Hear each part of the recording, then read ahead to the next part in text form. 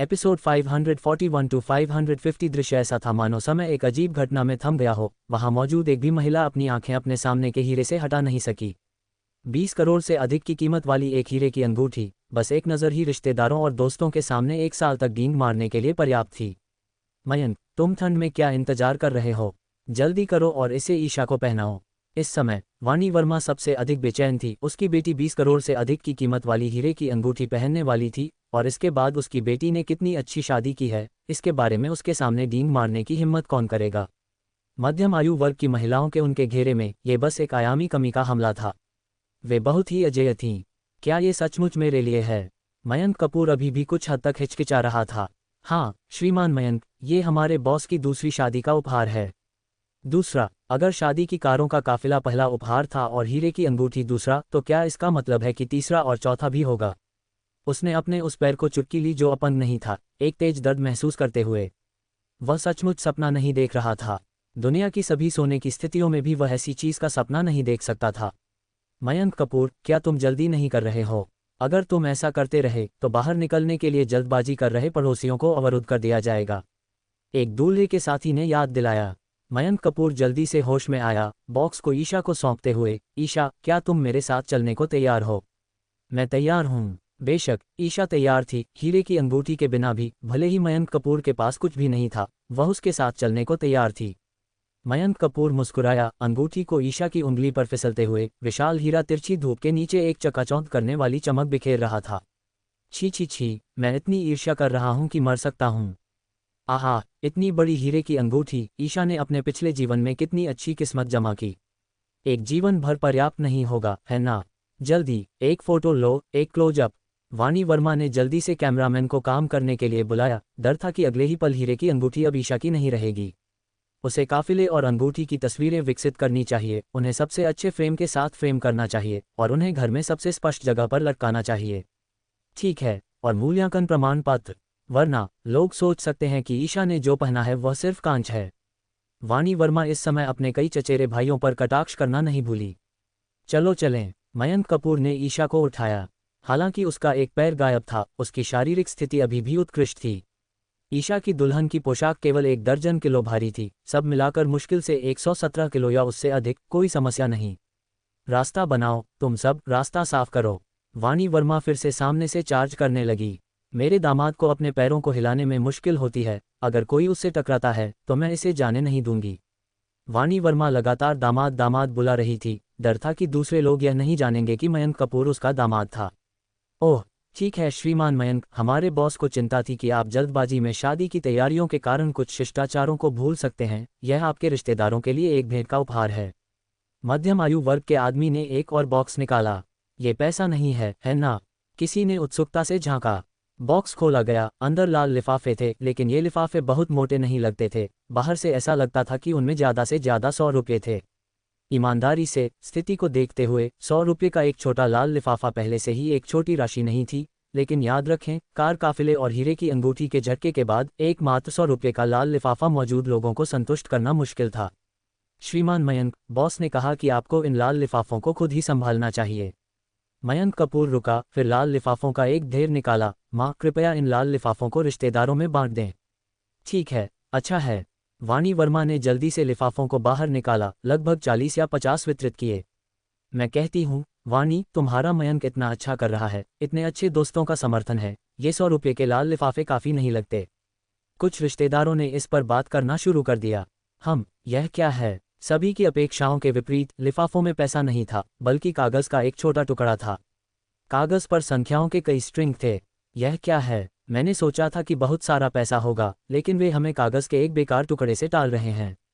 एक महिला ने कागज़ को एक गेंद में कुचल दिया और लापरवाही से उसे नई जली हुई अंगीठी में फेंक दिया, जिसे दुल्हन को बाहर जाते समय पार करना था, जो उसके साथ कोई गंदी चीज़ नहीं ले जाने का प्रतीक था। यह एक वेबसाइट पता लगता है। एक युवक ने उत्सुकता से वेब पेज खोला, जो एक मंच पर पुनर्निर्देशित हुआ। युक्ति नेटवर्क, एक आभासी मुद्रा साइट। क्या यह एक खाता हो सकता है? उसने खाता और पासवर्ड दर्ज करने की कोशिश की और संख्याओं का अंतिम स्ट्रिंग एक 2 कारक प्रमाणीकरण कोड था। निश्चित रूप से वह खाते में लॉग इन हो गया। एक कॉइन है। उसने खाते पर क्लिक किया, जिस पर बिटकॉइन एक प्रदर्शित हुआ। बिटकॉइन, एक बिटकॉइन। इस खाते में एक बिटकॉइन है। युवक दोनों हाथों से उत्तेजित होकर कांप गया। उसे कोई पता नहीं था कि एक कॉइन कितने लाल लिफाफों के लायक हो सकता है, यह एक सम्मानजनक शादी को भी कवर कर सकता है। क्या एक बिटकॉइन खाता? दृश्य पर सभी युवा लोग उत्साह से उबल रहे थे। इन दिनों बिटकॉइन के बारे में कौन नहीं जानता था। ये पहले से ही प्रत्येक 50,000 अमेरिकी डॉलर से अधिक तक बढ़ गया था, जो 3 लाख से अधिक भारत की मुद्रा में अनुवाद करता है। बिटकॉइन, वह क्या है? जिस महिला ने अभी बात की थी उसने उत्सुकता से पूछा, क्या वह किसी तरह का सुपरमार्केट टोकन नहीं है? उसकी कीमत कितनी हो सकती है? माँ, बिटकॉइन एक प्रकार की आभासी मुद्रा है और यह वर्तमान में बाजार में 3 लाख से अधिक भारत की मुद्रा में बिक रही है।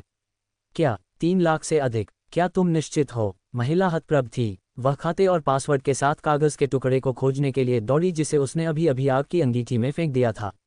लेकिन उस समय तक कागज कहाँ पाया जा सकता था? वह पहले ही राख में बदल चुका था। धिक्कार है, अपने पूरे जीवन में मैंने कभी किसी को लाल लिफाफों में बिटकॉइन देते हुए नहीं देखा। अभी लगभग 40 या 50 लाल लिफाफे थे, है ना? 40 या 50 बिटकॉइन, वह 1 करोड़ से अधिक है। उस बॉक्स में कुछ 100 लिफाफे होने चाहिए, है ना? वह कितना है? 1 अरब। हे भगवान! वाणी वर्मा दंग रह गई थी। उसका दामाद वास्तव में किससे जुड़ा था? और उसने अभी अभी क्या किया था? उसने वास्तव में लाल लिफाफों में 1 करोड़ से अधिक दे दिए थे। अगर उसे पता होता कि उनमें बिटकॉइन थे तो क्या उसने उन्हें एक एक करके दिया होता? वाणी, मैंने गलती से। पहले वाली महिला बेशर्मी से एक और मांगना चाहती थी। वह नहीं चलेगा, प्रत्येक व्यक्ति के लिए एक। मैं पक्षपात नहीं दिखा सकती। उसने जो सभी व्यंग्यात्मक टिप्पणियां की थीं, उसके बाद अब वह उसके पास आ रही थी। वाणी वर्मा को आश्चर्य होगा अगर उसने उसे एक और दिया, और इसके अलावा 3 लाख का एक लाल लिफाफा। एक को दिल का दर्द महसूस किए बिना देने का विचार बस असंभव था, भले ही यह उसका पैसा नहीं था। वाणी, तुम्हारा दामाद बहुत अद्भुत है। वाणी, तुम्हारे परिवार ने आज शो चुरा लिया। 3 लाख से अधिक, अब हम अपने घर का पूरी तरह से नवीनीकरण कर सकते हैं। वाणी, हमें भविष्य में निश्चित रूप से और अधिक बातचीत करनी चाहिए। वाणी वर्मा अचानक मध्यम आयु वर्ग की महिलाओं के बीच केंद्रीय व्यक्ति बन गई। अगर अब नहीं तो कब गर्मजोशी दिखानी है? अगर वाणी वर्मा अच्छे मूड में थी तो वह एक और लाल लिफाफा था, वे एक और घर भी खरीद सकते थे। चलो चलें। मयंक कपूर ने ईशा को आग की अंगीठी के ऊपर और सामने के दरवाजे से बाहर ले गया। दरवाजे के बाहर पटाखों की कड़कड़ाहट फिर से शुरू हो गई, और जब ड्राइवर ने रोल्स रॉयस फैंटम कूपे का दरवाजा खोला तो भीड़ से कोई भी अंतिम संदेह तुरंत दूर हो गया। कार सचमुच उसे लेने के लिए आई थी। तुम सब क्यों दंग हो? कार में चढ़ो, ड्राइवरों ने आग्रह किया। हम भी सवारी कर सकते हैं। धिक्कार है, मैं अपने जीवन में कभी रोल्स रॉयस में नहीं बैठा। मेरे पैर थोड़े लड़खड़ा रहे हैं। अरे भाई, तुम अब शादी की कार नहीं चला रहे हो। इस कार के साथ मैं एक टोकरी क्यों चलाऊं? मैं अपने पूरे जीवन में कभी रोल्स रॉयस में नहीं बैठा। कर कर पॉप। कारों का भव्य जुलूस दूर तक चला गया। मोटरकेड होटल के प्रवेश द्वार पर पहुंचा, जहां होटल के बाहर एक विशाल पोस्टर लगा था। श्रीमान मयंक कपूर और सुश्री ईशा को आपकी शादी की बधाई। इस पोस्टर ने दुकान के पूरे प्रवेश द्वार को घेर लिया था, और लगभग हर कोई जो पास से गुजरता था वह इसे देख सकता था। मुझे याद है कि आज यहाँ कई अन्य शादियां हो रही हैं, उनके शादी की घोषणाओं के बारे में क्या? मयंक कपूर थोड़ा चकित था। हालांकि नंदनवन बिल्कुल एक उच्च स्तरीय स्थल नहीं था, यह अच्छी तरह से जाना जाता था कि शादी के भोज को लगभग हमेशा 1 साल पहले ही बुक करना पड़ता था, और विशेष रूप से उन तिथियों के लिए। अगर आपको सचमुच एक आरक्षण नहीं मिल सका, तो भी अगर आपके पास पैसा था तो आपके पास एक थोड़ा कम प्रतिष्ठित होटल में अगली सबसे अच्छी चीज़ की तलाश करने के अलावा कोई विकल्प नहीं होगा। आखिरकार होटल आपका इंतजार कर सकता है, लेकिन शुभ तिथियां नहीं करेंगी। माफ़ करना, क्या आप श्रीमान मयंक कपूर और सुश्री ईशा हैं? एक मीठी मुस्कान वाली सेवक पास आए। मयंक कपूर के चेहरे पर आश्चर्य की एक झलक दिखाई दी। उसने उस समय व्यक्तिगत रूप से होटल बुक करने के लिए आया था, और वह यहाँ के सभी कर्मचारियों से मिला था, लेकिन अब वह इस लॉबी में एक भी व्यक्ति को नहीं पहचानता था। इसके अलावा उसे याद था कि नंदनवन में सेवक सभी अपनी वर्दी के रूप में उचित सूट पहनते थे, और अब उन सभी ने पारंपरिक चोंगसाम पर स्विच कर लिया था, जो निश्चित रूप से होटल के नाम से पूरी तरह से मेल खाता था। क्या होटल में सिर्फ कुछ हफ्तों में इतने बड़े बदलाव हुए थे? वे चोंगसाम सस्ते नहीं हैं, है ना? शादी में आए मेहमानों में से कुछ कपड़े के व्यवसाय में थे।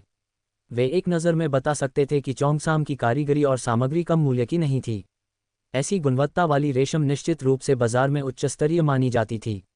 सभी सेवक टैलेंट शो सितारों जैसे क्यों दिखते हैं? किसी और ने तब तक टिप्पणी की थी। पुरुष सेवक लंबे और सुंदर थे, जबकि महिलाएं सुंदर और सुरुचिपूर्ण थीं। यह मानक जयपुर शहर में सबसे अच्छे होटलों से भी ऊंचा लगता था, है ना? नंदनवन बस एक दूसरी श्रेणी का होटल था। यह इतना धनी कब हो गया? मैं मयंक कपूर हूं, कृपया मुझे प्रबंधक हुआन को खोजने में मदद करें, मयंक कपूर ने कहा, जिसने होटल बुक करते समय इस हुआन के साथ व्यवहार किया था। मैं माफ़ी चाहता हूं, श्रीमान मयंक, हमारे होटल ने मालिक बदल दिया है और सभी कर्मचारियों को बदल दिया गया है। प्रबंधक हुआन अब यहाँ काम नहीं करता। मेरे शादी के भोज के बारे में क्या? मयंक कपूर बेचैन हो गया क्योंकि उसने एक जमा राशि का भुगतान किया था और यह मुश्किल होगा अगर होटल ने समझौते का सम्मान करने से इनकार कर दिया या इस बिंदु पर कीमतें बढ़ा दीं। श्रीमान मयंक, निश्चिंत रहें, हम आज आपके शादी के भोज का पूरी तरह से ध्यान रखेंगे और पूरा होटल केवल आपके नवविवाहित जोड़े की सेवा कर रहा होगा। दूसरों के बारे में क्या?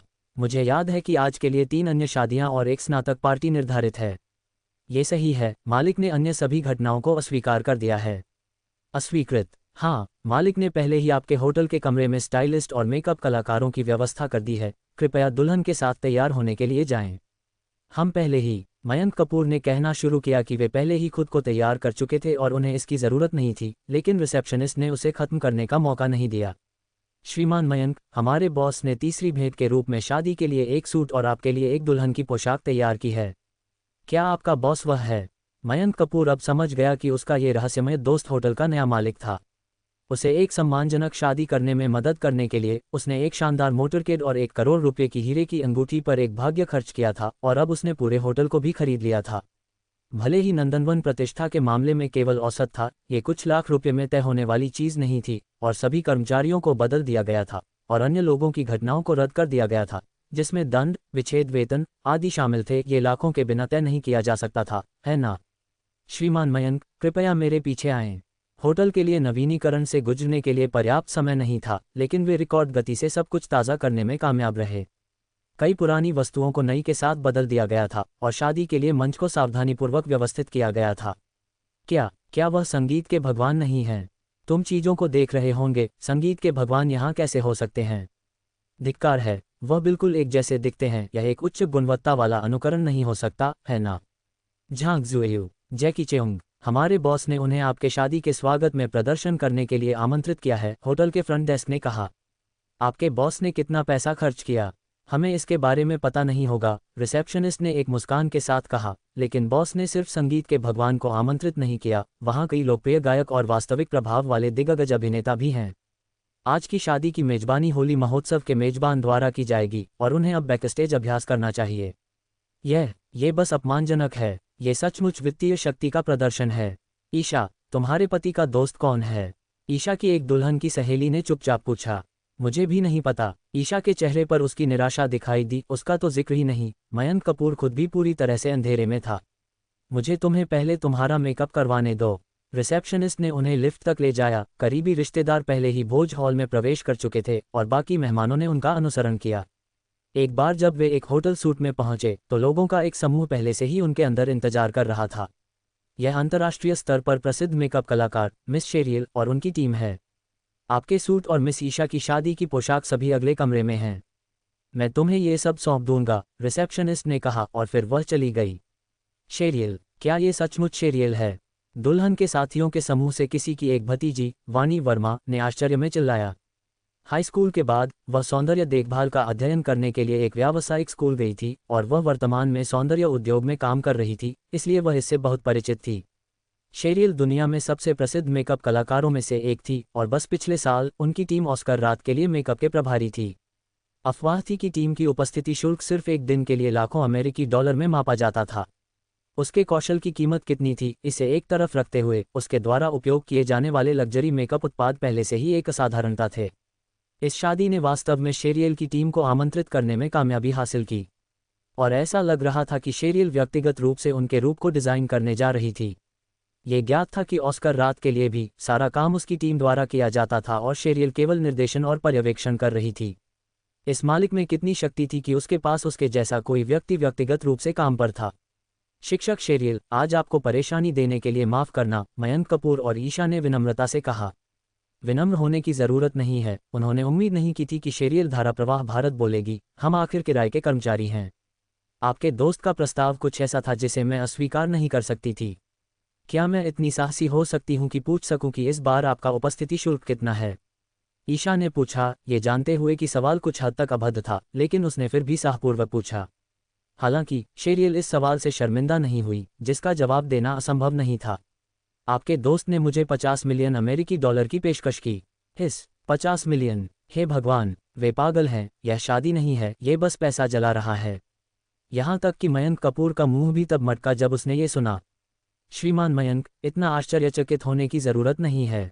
पैसे की यह राशि आपके दोस्त के लिए समुद्र में एक बूंद की तरह है, शेरियल ने एक मुस्कान के साथ कहा।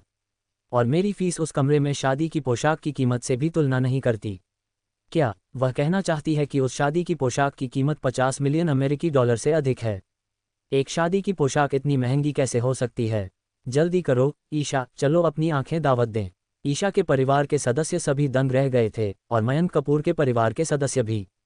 मयंक कपूर और ईशा उस दरवाजे तक चले और धीरे धीरे उसे खोला। ये हर लड़की के सपने की एक शादी की पोशाक थी, इतनी खूबसूरत कि यह वर्णन से परे थी। जिसका भी यह मालिक था, वह दुनिया की सबसे खुश महिला होनी चाहिए। शेरियल पास आई। यह इतालवी डिजाइनर श्रीमान किंग्स डुवान का काम है। सभी विवरण हस्तनिर्मित हैं। मुकुट में 40 कैरेट का एक दुर्लभ रक्त हीरा है, और पूरे शादी की पोशाक की सामग्री की लागत अकेले 120 मिलियन अमेरिकी डॉलर से अधिक है।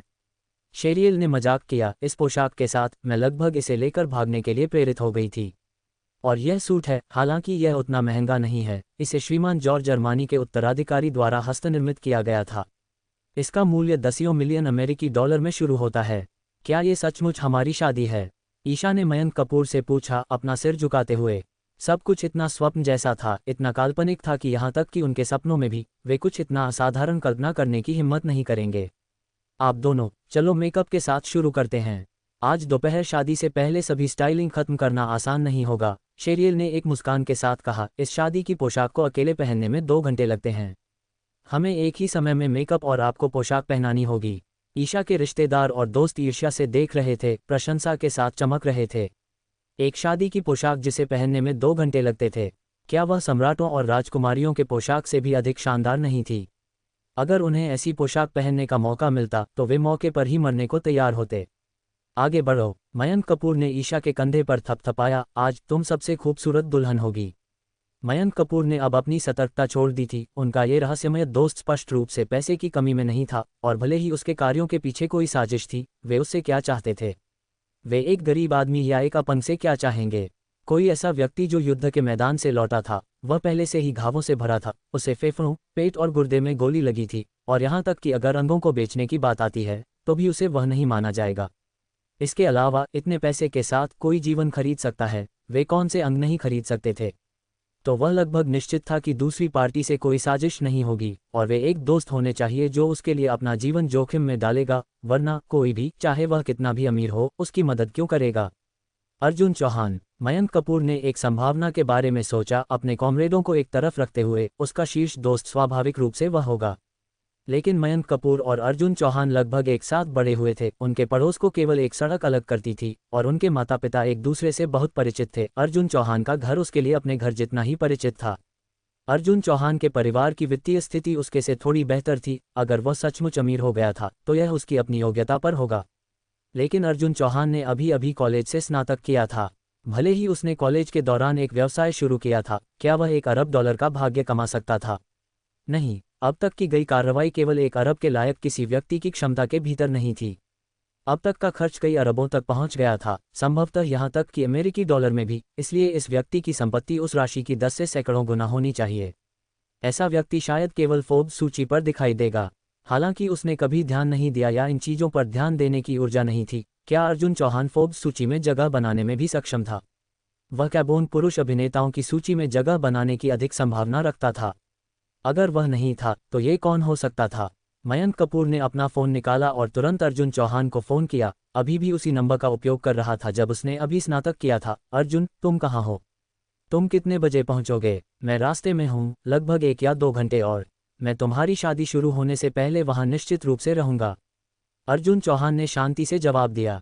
ठीक है, मैं तुम्हारा इंतजार करूँगा। मैं बहुत ज़्यादा सोच रहा हूँ। मयंक कपूर ने फ़ोन रख दिया।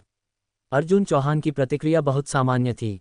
उसके बारे में मयंक कपूर की समझ के आधार पर, अगर इस लड़के के पास पैसा होता और उसने ऐसी भव्य शादी में उसकी मदद की होती, तो वह निश्चित रूप से फ़ोन पर डींग मारना शुरू कर देता। दुनिया के एक प्रसिद्ध मेकअप कलाकार के रूप में अपनी प्रतिष्ठा के लिए सही, शेरियल ने जल्दी से उनके लुक को डिज़ाइन करना समाप्त कर दिया। मयंक कपूर स्वाभाविक रूप से सुंदर और धूपदार था, साथ ही एक सैनिक की अनूठी आभा थी, वह बस पुरुषत्व के प्रतीक का प्रतीक था। इस सूट को भी सावधानीपूर्वक डिजाइन किया गया था, यह मूल रूप से एक तैयार उत्पाद था, लेकिन मयंक कपूर एक सैनिक और फिर एक पुलिसकर्मी था। इसे देखते हुए अर्जुन चौहान ने डिजाइनर को सूट में एक सैन्य वर्दी के तत्वों को जोड़कर इसे फिर से डिजाइन और संशोधित करने के लिए रात भर काम कराया। कंधों पर एपॉलेट्स, छाती पर बैज, सभी उसके सम्मान के प्रतिबिंब थे। दूसरे कमरे का दरवाजा खुला और बाहर शुद्ध सफेद में एक परी चली। हालांकि ईशा की उपस्थिति को केवल औसत से थोड़ा ऊपर माना जा सकता था। एक कहावत है कि कोई बदसूरत महिला नहीं होती, केवल आलसी होती हैं। मेकअप कौशल, जिसे दानव कला के रूप में वर्णित किया जा सकता है, पहले से ही भारत के लोक मेकअप कलाकारों द्वारा उत्कृष्ट रूप से संभाला गया था। और शेरियल जैसा कोई व्यक्ति, एक राष्ट्रीय टीम स्तर का मास्टर, उनसे कैसे हार सकता था। उत्कृष्ट मेकअप ने बस ईशा को एक निर्वासित अमर में बदल दिया और 100 मिलियन से अधिक की कीमत वाली शादी की पोशाक ने उसकी आभा को कई स्तर ऊंचा कर दिया। मुझे आश्चर्य है कि क्या आप दोनों आज के डिज़ाइन से संतुष्ट हैं। उनकी आंखों में चकित अभिव्यक्ति और उनके चारों ओर रिश्तेदारों के दंग रह गए लुक को देखकर शेरियल को पता था कि वह सफल हो गया था। शादी नियोजित कार्यक्रम के अनुसार आगे बढ़ी और दूल्हे के रूप में मेहमानों को हॉल में प्राप्त करना उसके लिए स्वाभाविक था। चूंकि ईशा परिवार के साथ थी, उसे चिंता नहीं थी, इसलिए उसने सभी का अभिवादन किया और नीचे चला गया। जैसे ही वह हॉल में चला, एक नर्म और रोमांटिक पियानो का टुकड़ा बजना शुरू हुआ। इस भोज हॉल में संगीत की गुणवत्ता सचमुच खराब नहीं है। मयंक कपूर ने हॉल में प्रवेश किया, लेकिन अंदर का दृश्य वह अराजक गड़बड़ी नहीं थी जिसकी उसने कल्पना की थी, बल्कि इसके बजाय अजीब तरह से शांत था। उसके रिश्तेदारों सहित सभी मेहमान, जो आमतौर पर सबसे अधिक शोर मचाते थे, अपनी सीटों पर बैठे थे। क्या हो रहा है? मयंक कपूर ने चारों ओर देखा और उसकी नज़र तुरंत भोज हॉल के किनारे एक क्रिस्टल पियानो पर पड़ी। यह एक क्रिस्टल शेल के साथ बनाया गया एक पियानो था। इसके सभी आंतरिक घटक स्पष्ट रूप से दिखाई दे रहे थे। एक आदमी एक पूंछकोट में, थोड़ा मोटा, इस पर प्रदर्शन कर रहा था। उसकी अभिव्यक्ति इतनी डूबी हुई थी कि यह लगभग अतिरंजित थी, लेकिन उसकी उंगलियां पियानो की चाबियों पर फुर्तीली आत्माओं की तरह नाच रही थीं। क्या वह लैंग लैंग है? बड़ी स्क्रीन पर प्रक्षेपण के माध्यम से मयंक कपूर ने पियानो वादक का चेहरा देखा। ये व्यक्ति उसकी शादी में प्रदर्शन कर रहा था। कोई आश्चर्य नहीं कि हर कोई इतना शांत था। आमतौर पर कोई केवल एक लैंग लैंग संगीत समारोह में ऐसा प्रदर्शन देखेगा। मयंक, तुम किस बात से अचंभित हो? जाओ, मेहमानों का अभिवादन करो। अधिकांश परिवार के रिश्तेदार आ चुके हैं और तुम्हारे दोस्त भी जल्द ही यहाँ होंगे। हमें अपने शिष्टाचार नहीं खोने चाहिए। मयंक कपूर की मां ने जल्दी से उसे दरवाजे की ओर खींचा। आह, कृपया। हा, बहुत समय बाद मिले, नहीं मिले। हम स्नातक होने के बाद से नहीं मिले, है ना? तुम बहुत दयालु हो, बहुत दयालु। मयंक कपूर ने अपने पुराने सहपाठियों और दोस्तों में से प्रत्येक का एक एक करके अभिवादन किया। उन्हें आखिरी बार मिले कई साल हो गए थे और वह सामाजिक दुनिया से लगभग वाष्पित हो गया था। 4 साल के लिए गायब हो गया था। वह बहुत हैरान और आभारी था कि ये दोस्त आने को तैयार थे। हम यहाँ विदेशी क्यों हैं? मयंक कपूर चौंक गया। वह किसी भी विदेशी को नहीं जानता था, सिवाय निश्चित रूप से उन अंतर्राष्ट्रीय ड्रग डीलरों के। माफ़ करना सर, क्या आप शायद गलत जगह पर आए हैं? मयंक कपूर ने पूछा। क्या ये श्रीमान मयंक कपूर की शादी है? हाँ, वह मैं हूँ। तो मैं सही जगह पर हूँ। विदेशी मुस्कुराया। मेरा नाम टॉम क्रूज है और मुझे आपकी शादी में आमंत्रित किया गया है। Tom cruise. मयंक कपूर ने इस नाम के लिए अपने दिमाग को टटोला, जो बहुत परिचित लगता था, लेकिन वह इसे रख नहीं सका। टॉम क्रूज, क्या तुम वह टॉम क्रूज हो? मयंक कपूर प्रतिक्रिया कर पाता, इससे पहले उसके सबसे अच्छे दोस्त ने उसके पीछे चिल्लाना शुरू कर दिया था। हाँ, वह मैं हूँ। टॉम क्रूज इन दिनों एक फिल्म के प्रचार के लिए भारत में था। हालांकि उसने आज जाने की योजना बनाई थी, उसे कल किसी ऐसे व्यक्ति से एक निमंत्रण मिला जिसे वह स्वीकार नहीं कर सका। हे भगवान, क्या मुझे आपका ऑटोग्राफ मिल सकता है? बेशक, टॉम क्रूज हंसा, लेकिन आज का सितारा हमारा दूल्हा है। चलो अंदर इस बारे में और बात करते हैं। हाँ, तुम्हारे जैसा दोस्त होने पर एक पारंपरिक लाल लिफाफा देना निरर्थक होगा। टॉम क्रूज ने एक बॉक्स सौंप दिया। श्रीमान मयंक को एक सुखी शादी की कामना करने के लिए एक छोटा सा उपहार। कृपया अंदर आएं। मयंक कपूर ने जल्दी से मूवी स्टार को शादी के हॉल में आमंत्रित किया। चलो देखते हैं, यह क्या है? दूल्हे के साथी उत्सुकता से चारों ओर भीड़ लगाए हुए थे। क्या यह अनुचित नहीं है? इसमें क्या अनुचित है? विदेशी रीति रिवाज हमारे से अलग हैं। अगर तुम खुले तौर पर उपहार को खोलते हो और खुशी दिखाते हो तो वे अधिक खुश होंगे। मयंक कपूर, अभी भी अनिश्चित, एक सुनहरी मूर्ति खोजने के लिए पैकेज खोला। टॉम क्रूज की पहली ऑस्कर प्रतिमा। उसने वास्तव में मयंक कपूर को एक उपहार के रूप में ऐसी कीमती और सार्थक वस्तु दी। मयंक कपूर ने अपने चारों ओर दूल्हे के साथियों को देखा। क्या ये सचमुच मेरी शादी है? मयंक, क्या तुम्हें लगता है कि तुम्हारा दोस्त कोई और प्रभावशाली लोगों को आमंत्रित करेगा?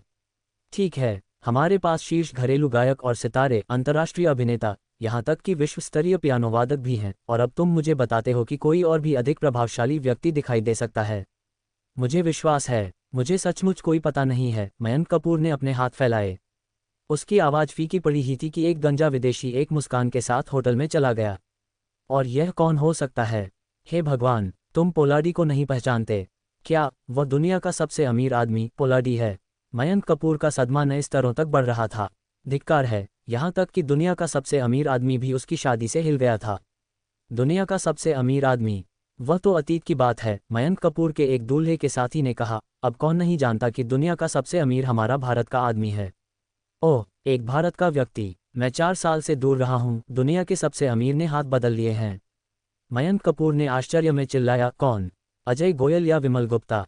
मयंक कपूर के दिमाग में शायद केवल ये दो उद्यमी उन वित्तीय दिग्गजों को गिरा सकते थे और फोर्ब्स सूची में शीर्ष पर आ सकते थे। चलो भी, तुम कब से ऑनलाइन नहीं हो? दुनिया का वर्तमान सबसे अमीर आदमी अर्जुन चौहान है। फोर्ब्स सूची में प्रकाशित उसकी संपत्ति पोलाडी की 20 गुना है। 20 गुना? क्या वह कम से कम कई खरब नहीं है? मयंक कपूर की आंखें बाहर निकल आईं। रुको, तुमने दुनिया के सबसे अमीर आदमी का नाम क्या कहा? अर्जुन चौहान। तुम्हें छोड़कर दुनिया में हर कोई जानता है। अर्जुन चौहान? यह मेरे बचपन के दोस्त का नाम कैसे है? मयंक कपूर हंसा, लेकिन वह बच्चा संभवतः इतना बड़ा नहीं हो सकता। वह मुझसे हर अब और तब पैसे के लिए पूछता था, या तो गेमिंग के लिए या लड़कियों का पीछा करने के लिए। मुझे ये भी नहीं पता कि क्या वह अभी भी अपनी मास्टर डिग्री कर रहा है या काम कर रहा है। हा, क्या संयोग है। उसके सहयोगी ने अर्जुन चौहान की एक तस्वीर पास की। यहाँ देखो, ये वह है। फुस। मयंक कपूर की पुतलियां अचानक कई गुना फैल गईं। हालांकि उसने अर्जुन चौहान को 4 साल से नहीं देखा था। वे भाई थे जो एक साथ बड़े हुए थे। 4 साल पहले से कुछ सूक्ष्म बदलावों के बावजूद वह निश्चित था कि यह आदमी निश्चित रूप से अर्जुन चौहान था। धिक्कार है। मामला बंद। मयंक कपूर को आखिरकार एहसास हुआ कि यह व्यक्ति कौन था। अर्जुन चौहान के अलावा उसका कौन सा दोस्त ऐसी क्षमता रख सकता था? लेकिन एक साधारण छात्र से 4 साल में दुनिया का सबसे अमीर बनना, ये बहुत स्वप्न जैसा है ना? इससे पहले कि उसके पास अर्जुन चौहान को खोजने और एक स्पष्टीकरण मांगने का समय होता, एक के बाद एक बड़े शॉट दिखाई दिए। तुम जॉर्डन हो। हे भगवान, मयंक कपूर, उसने तुम्हें अपने बास्केटबॉल जूते और चैंपियनशिप की अंगूठी दी है। देखो, अजय गोयल भी यहाँ हैं। बस एक छोटा सा उपहार, सभी चैंपियंस, सभी स्किन्स प्लस 100 साल की सदस्यता के साथ एक लीग ऑफ लेजेंड्स खाता। विमल गुप्ता भी आ गए हैं। श्रीमान मयंक, मैंने पहले ही भारत पे पर आपकी नकारात्मक शेष सीमा को असीमित तक बढ़ा दिया है और आपको इसे चुकाना नहीं है। जयपुर शहर नगर निगम कार्यालय से नेतागण आए हैं। इस समय ईशा का परिवार भी ऊपर के सूट से नीचे आया। कमरे को प्रतिष्ठित मेहमानों से भरा देखकर वे एक बार फिर से पत्थर हो गए। ये व्यक्ति जिन्हें उन्होंने केवल टेलीविजन और मीडिया में देखा था, अब सभी उनके सामने थे।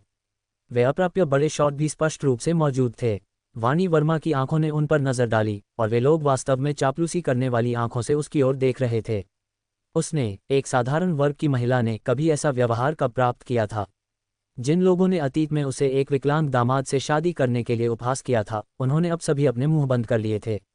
उनकी बेटियों में से किसकी ऐसी उपचार थी? हे भगवान! हीरे! हॉल से आश्चर्य की एक चिल्लाहट आई। मयंक कपूर और बाहर मेहमानों का अभिवादन कर रहे अन्य लोगों ने आवाज की दिशा में देखा। इस समय तक शादी के कैंडी बक्सों का वितरण पहले ही शुरू हो चुका था। लेकिन यह शादी का कैंडी उपहार बॉक्स मयंक कपूर के माता पिता द्वारा आदेशित बैच नहीं था। प्रत्येक बॉक्स एक छोटे सूटकेस जितना बड़ा था। यह अब सिर्फ एक कैंडी उपहार बॉक्स नहीं था, यह एक शादी का कैंडी उपहार ट्रंक बन गया था। ट्रंक के अंदर कई डिब्बे थे, और सबसे बड़ा उन ब्रांडों की शादी की कैंडी से भरा था जिन्हें उन्होंने पहले कभी नहीं देखा था। लेकिन सबसे अपमानजनक हिस्सा यह था कि प्रत्येक बॉक्स में अतुलनीय रूप से मूल्यवान उपहार भी थे। सिर्फ एक व्यक्ति को उनके कैंडी उपहार बॉक्स में एक हीरे का हार मिला था। हालांकि हीरा ईशा की हीरे की अंगूठी से तुलना करने से बहुत दूर था। ये कम से कम 4 या 5 कैरेट या यहाँ तक कि बड़ा था।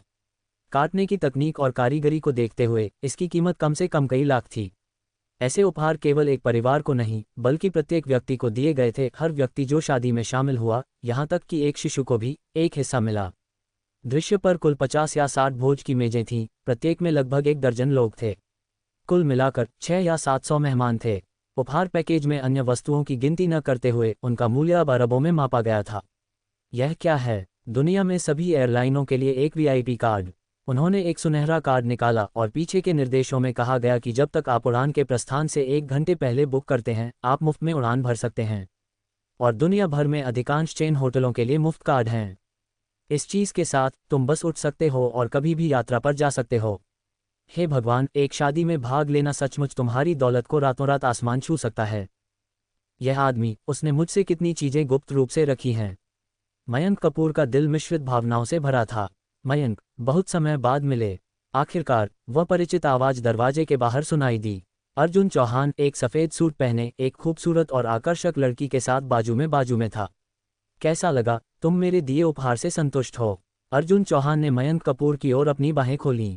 तुम दुष्ट! मयंक कपूर ने हंसते हुए शाप दिया और तुरंत अर्जुन चौहान को गले लगाया। तुम बच्चे 4 साल से नहीं देखे गए और तुम पहले ही दुनिया के सबसे अमीर आदमी बन गए हो। हा, दुनिया के सबसे अमीर आदमी अर्जुन चौहान का तुम्हारे भाई अर्जुन चौहान से क्या लेना देना? अर्जुन चौहान हंसा। धन्यवाद अर्जुन, मेरे गधे का धन्यवाद। अर्जुन चौहान हंसा। क्या तुम अब भी मुझे एक भाई मानते हो? तुम्हारी इतनी बड़ी घटना थी और तुमने मुझे इसके बारे में नहीं बताया। अगर मेरी सहायक ने मुझे तुम्हारी सास द्वारा तुम्हें कठिन समय देने के बारे में नहीं बताया होता तो मैं अभी भी अंधेरे में होता। तुम विचारशील रहे हो। मयंक कपूर ने सभी मेहमानों को देखा। अगर यह अर्जुन चौहान नहीं होता तो ऐसी भव्य शादी तो दूर की बात है, मैं शायद शादी की कार का खर्च भी नहीं उठा पाता।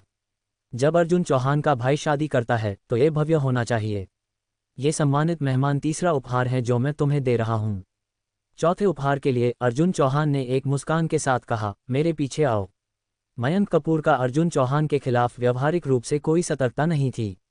हर कोई उसे चोट पहुंचा सकता था, लेकिन अर्जुन चौहान कभी नहीं करेगा। दोनों होटल में ऊपर एक कमरे में गए। कौन सा उपहार इतना गुप्त है? कोई सोच सकता है कि हम यहाँ बाड़ लगाने के लिए हैं? मयंक कपूर ने मजाक किया।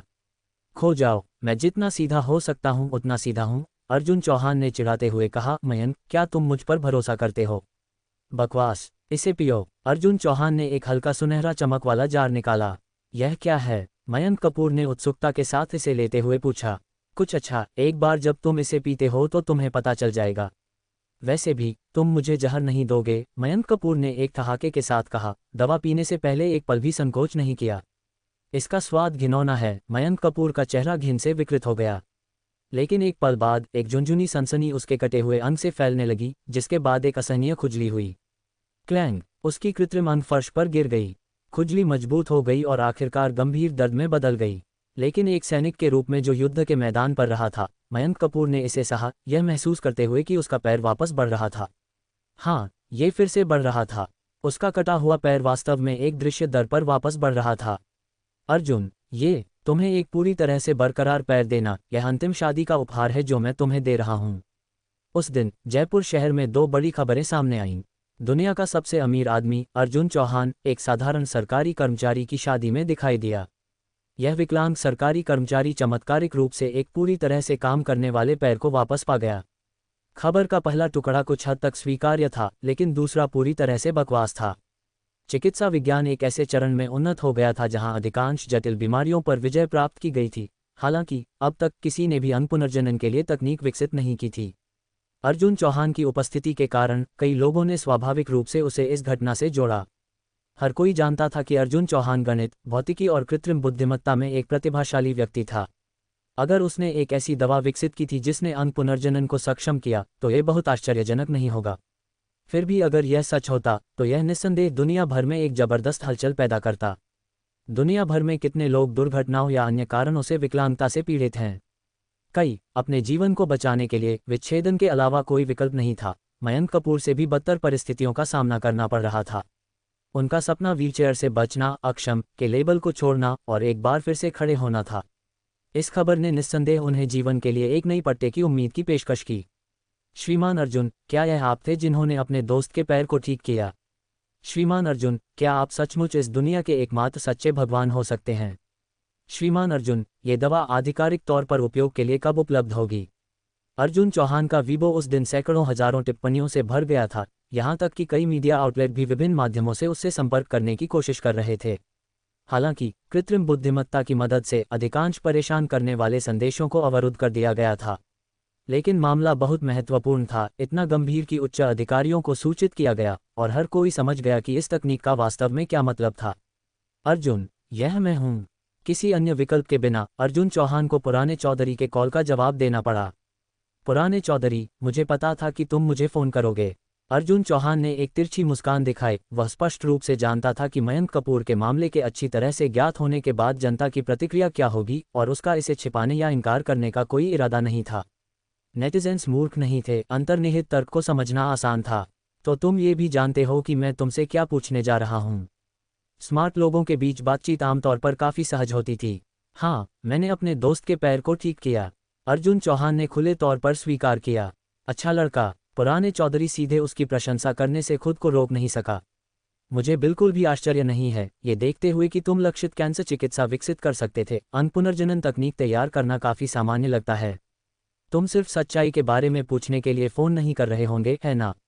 हा हा हा, पुराने चौधरी ने दिल से हंसा। क्या ये सिर्फ एक एहसान मांगने के लिए नहीं आ रहा है? इसके पीछे का तर्क वास्तव में सरल है, अर्जुन चौहान ने कहा।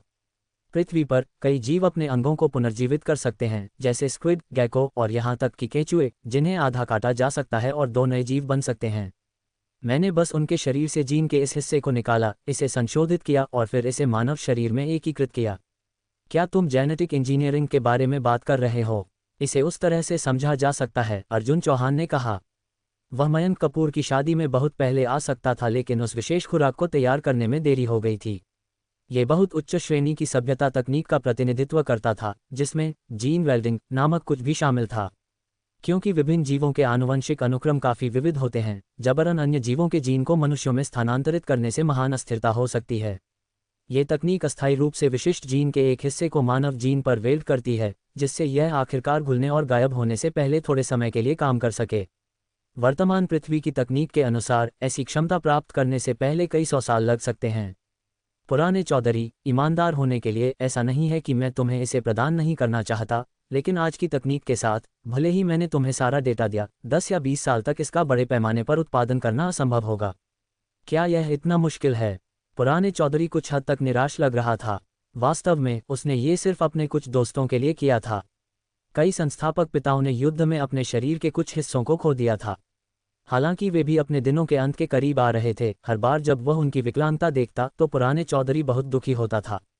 हालांकि अगर तुम एक छोटा नमूना चाहते हो तो मैं तुम्हें कुछ प्रदान कर सकता हूं, अर्जुन चौहान ने कहा। क्या 10 पर्याप्त हैं? पर्याप्त है, बेशक, ये पर्याप्त है। पुराने चौधरी ने केवल 3 की उम्मीद की थी, लेकिन उसने अर्जुन चौहान के इतने उदार होने की उम्मीद नहीं की थी। तो मैं कल किसी को इसे भेजने के लिए कहूँगा, अर्जुन चौहान ने कहा।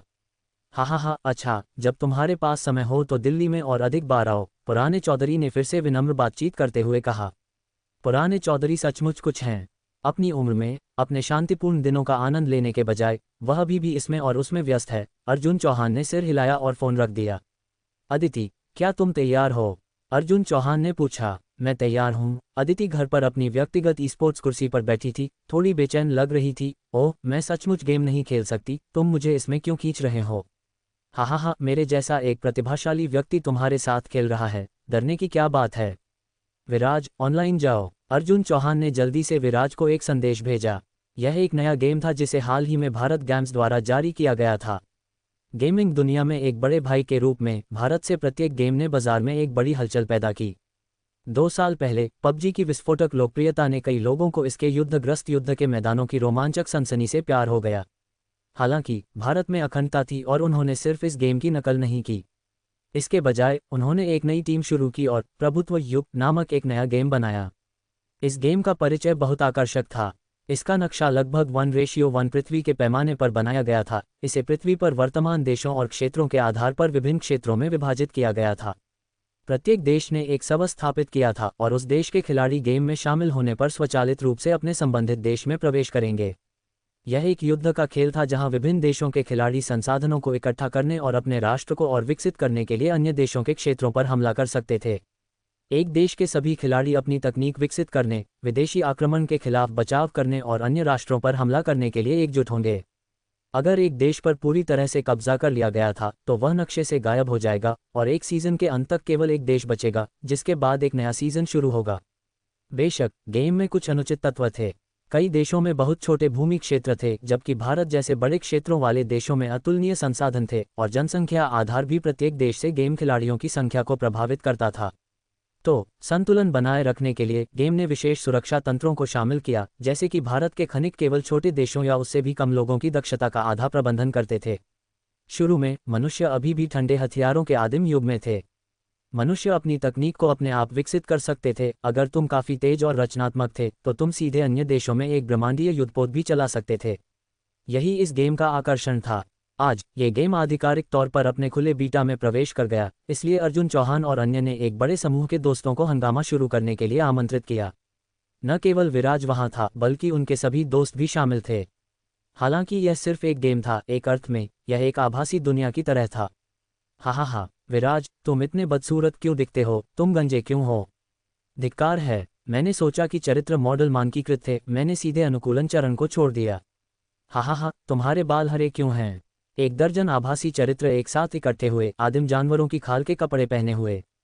गेम की गति के अनुसार ये सिर्फ शुरुआत थी और मनुष्यों के लिए सबसे बड़ा खतरा वास्तव में प्रकृति थी। नक्शे में कई जंगली जानवर दिखाई देंगे और अगर एक चरित्र मर गया तो कुछ दंड होंगे जो देश की समग्र प्रगति को प्रभावित करेंगे। चलो नक्शा देखते हैं, हम कहाँ हैं? अर्जुन चौहान ने नक्शा खोला और आश्चर्यजनक रूप से उनका स्थान वहीं था जहां जयनगर शहर हुआ करता था। ये गेम वास्तव में अच्छी तरह से बनाया गया है, यहाँ तक कि अर्जुन चौहान भी प्रशंसा करने से खुद को रोक नहीं सका। हालांकि अचानक उसकी अभिव्यक्ति बहुत बदसूरत हो गई। नक्शे पर कुछ चीजों ने सीधे उसकी लाल रेखा को पार कर दिया।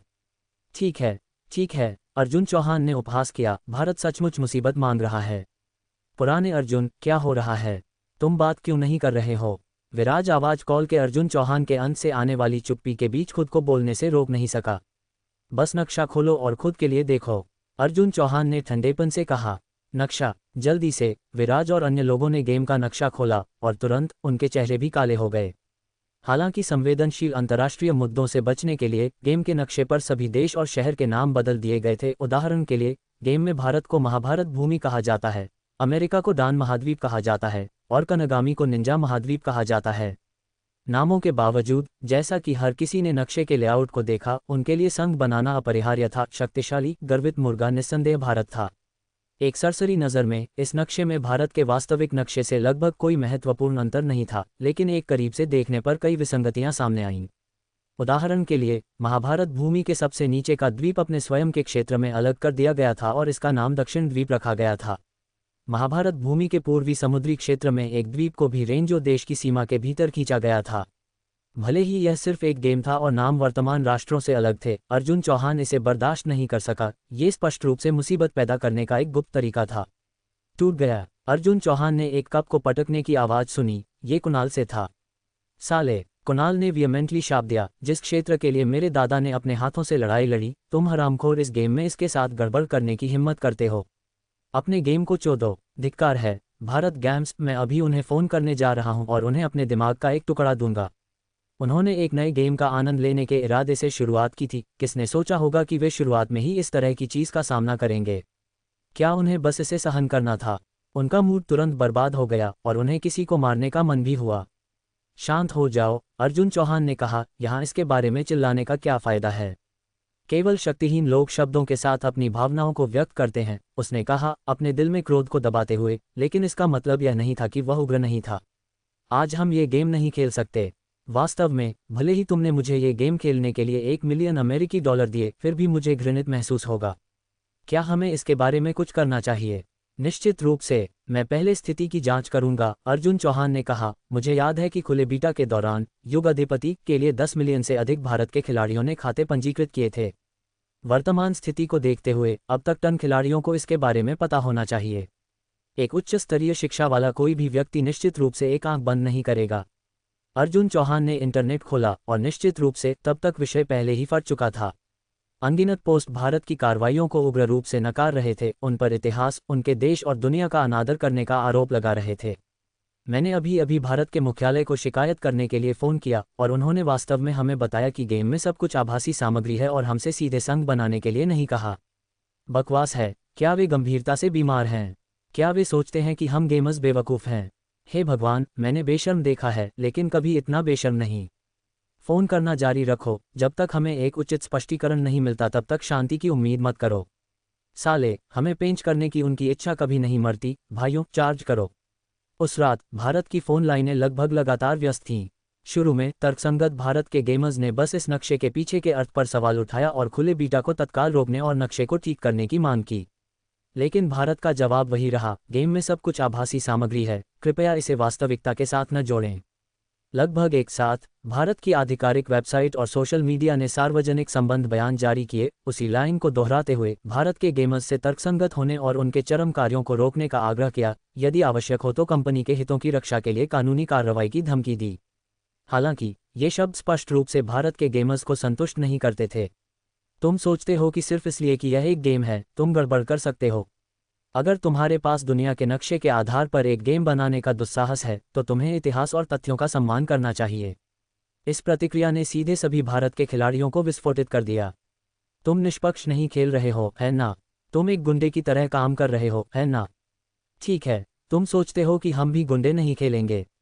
भारत के खिलाड़ियों ने पागलों की तरह फ़ोन कॉल करना जारी रखा, और जैसे ही एक कॉल मिल गई, वे तुम्हारे साथ तर्क नहीं करेंगे बल्कि इसके बजाय जॉन शैली की गालियों की एक धारा को छोड़ देंगे।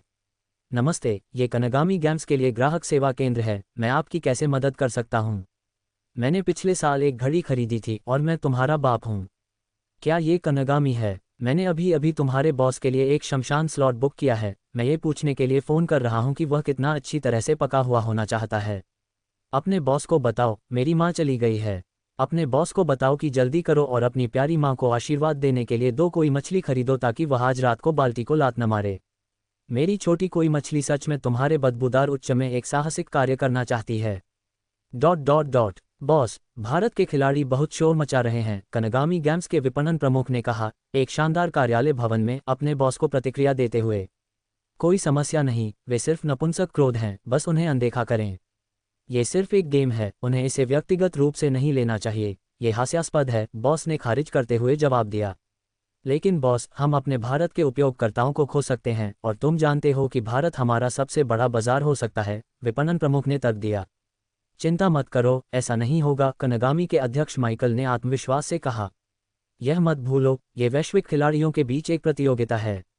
भारत के लोग बहुत प्रतिस्पर्धी हैं। अगर वे इस गेम को खेलना बंद कर देते हैं, तो प्रभुत्व युग में भारत के खिलाड़ियों के लिए कोई जगह नहीं होगी, और जल्द ही उन पर अन्य देशों के खिलाड़ियों द्वारा हमला किया जाएगा। तब तक वे सिर्फ उन 2 जगहों से अधिक खो देंगे। अगर पूरी महाभारत भूमि गिर जाती है, तो वे दुनिया का मजाक बन जाएंगे, माइकल हंसा। तो वे इस गेम पर हार नहीं मानेंगे। आप हमेशा आगे सोचते हैं, अध्यक्ष, विपणन व्यक्ति ने कहा। अध्यक्ष, क्या मैं एक सवाल पूछ सकता हूँ? क्या यह एक डिजाइनर की गलती थी या हमने जानबूझकर ऐसा किया? माइकल ने उपहास किया। ये कुछ ऐसा नहीं है जिसे तुम्हें जानने की जरूरत है। विपणन प्रमुख चौंक गया। ये वास्तव में एक संवेदनशील सवाल था। माफ करना, अध्यक्ष, मैंने गलत बात की। उसने कहा, क्या आप खिलाड़ियों की तरफ से किसी विशेष कार्रवाई से डरते नहीं हैं? यह मत भूलना, भारत में वह व्यक्ति है।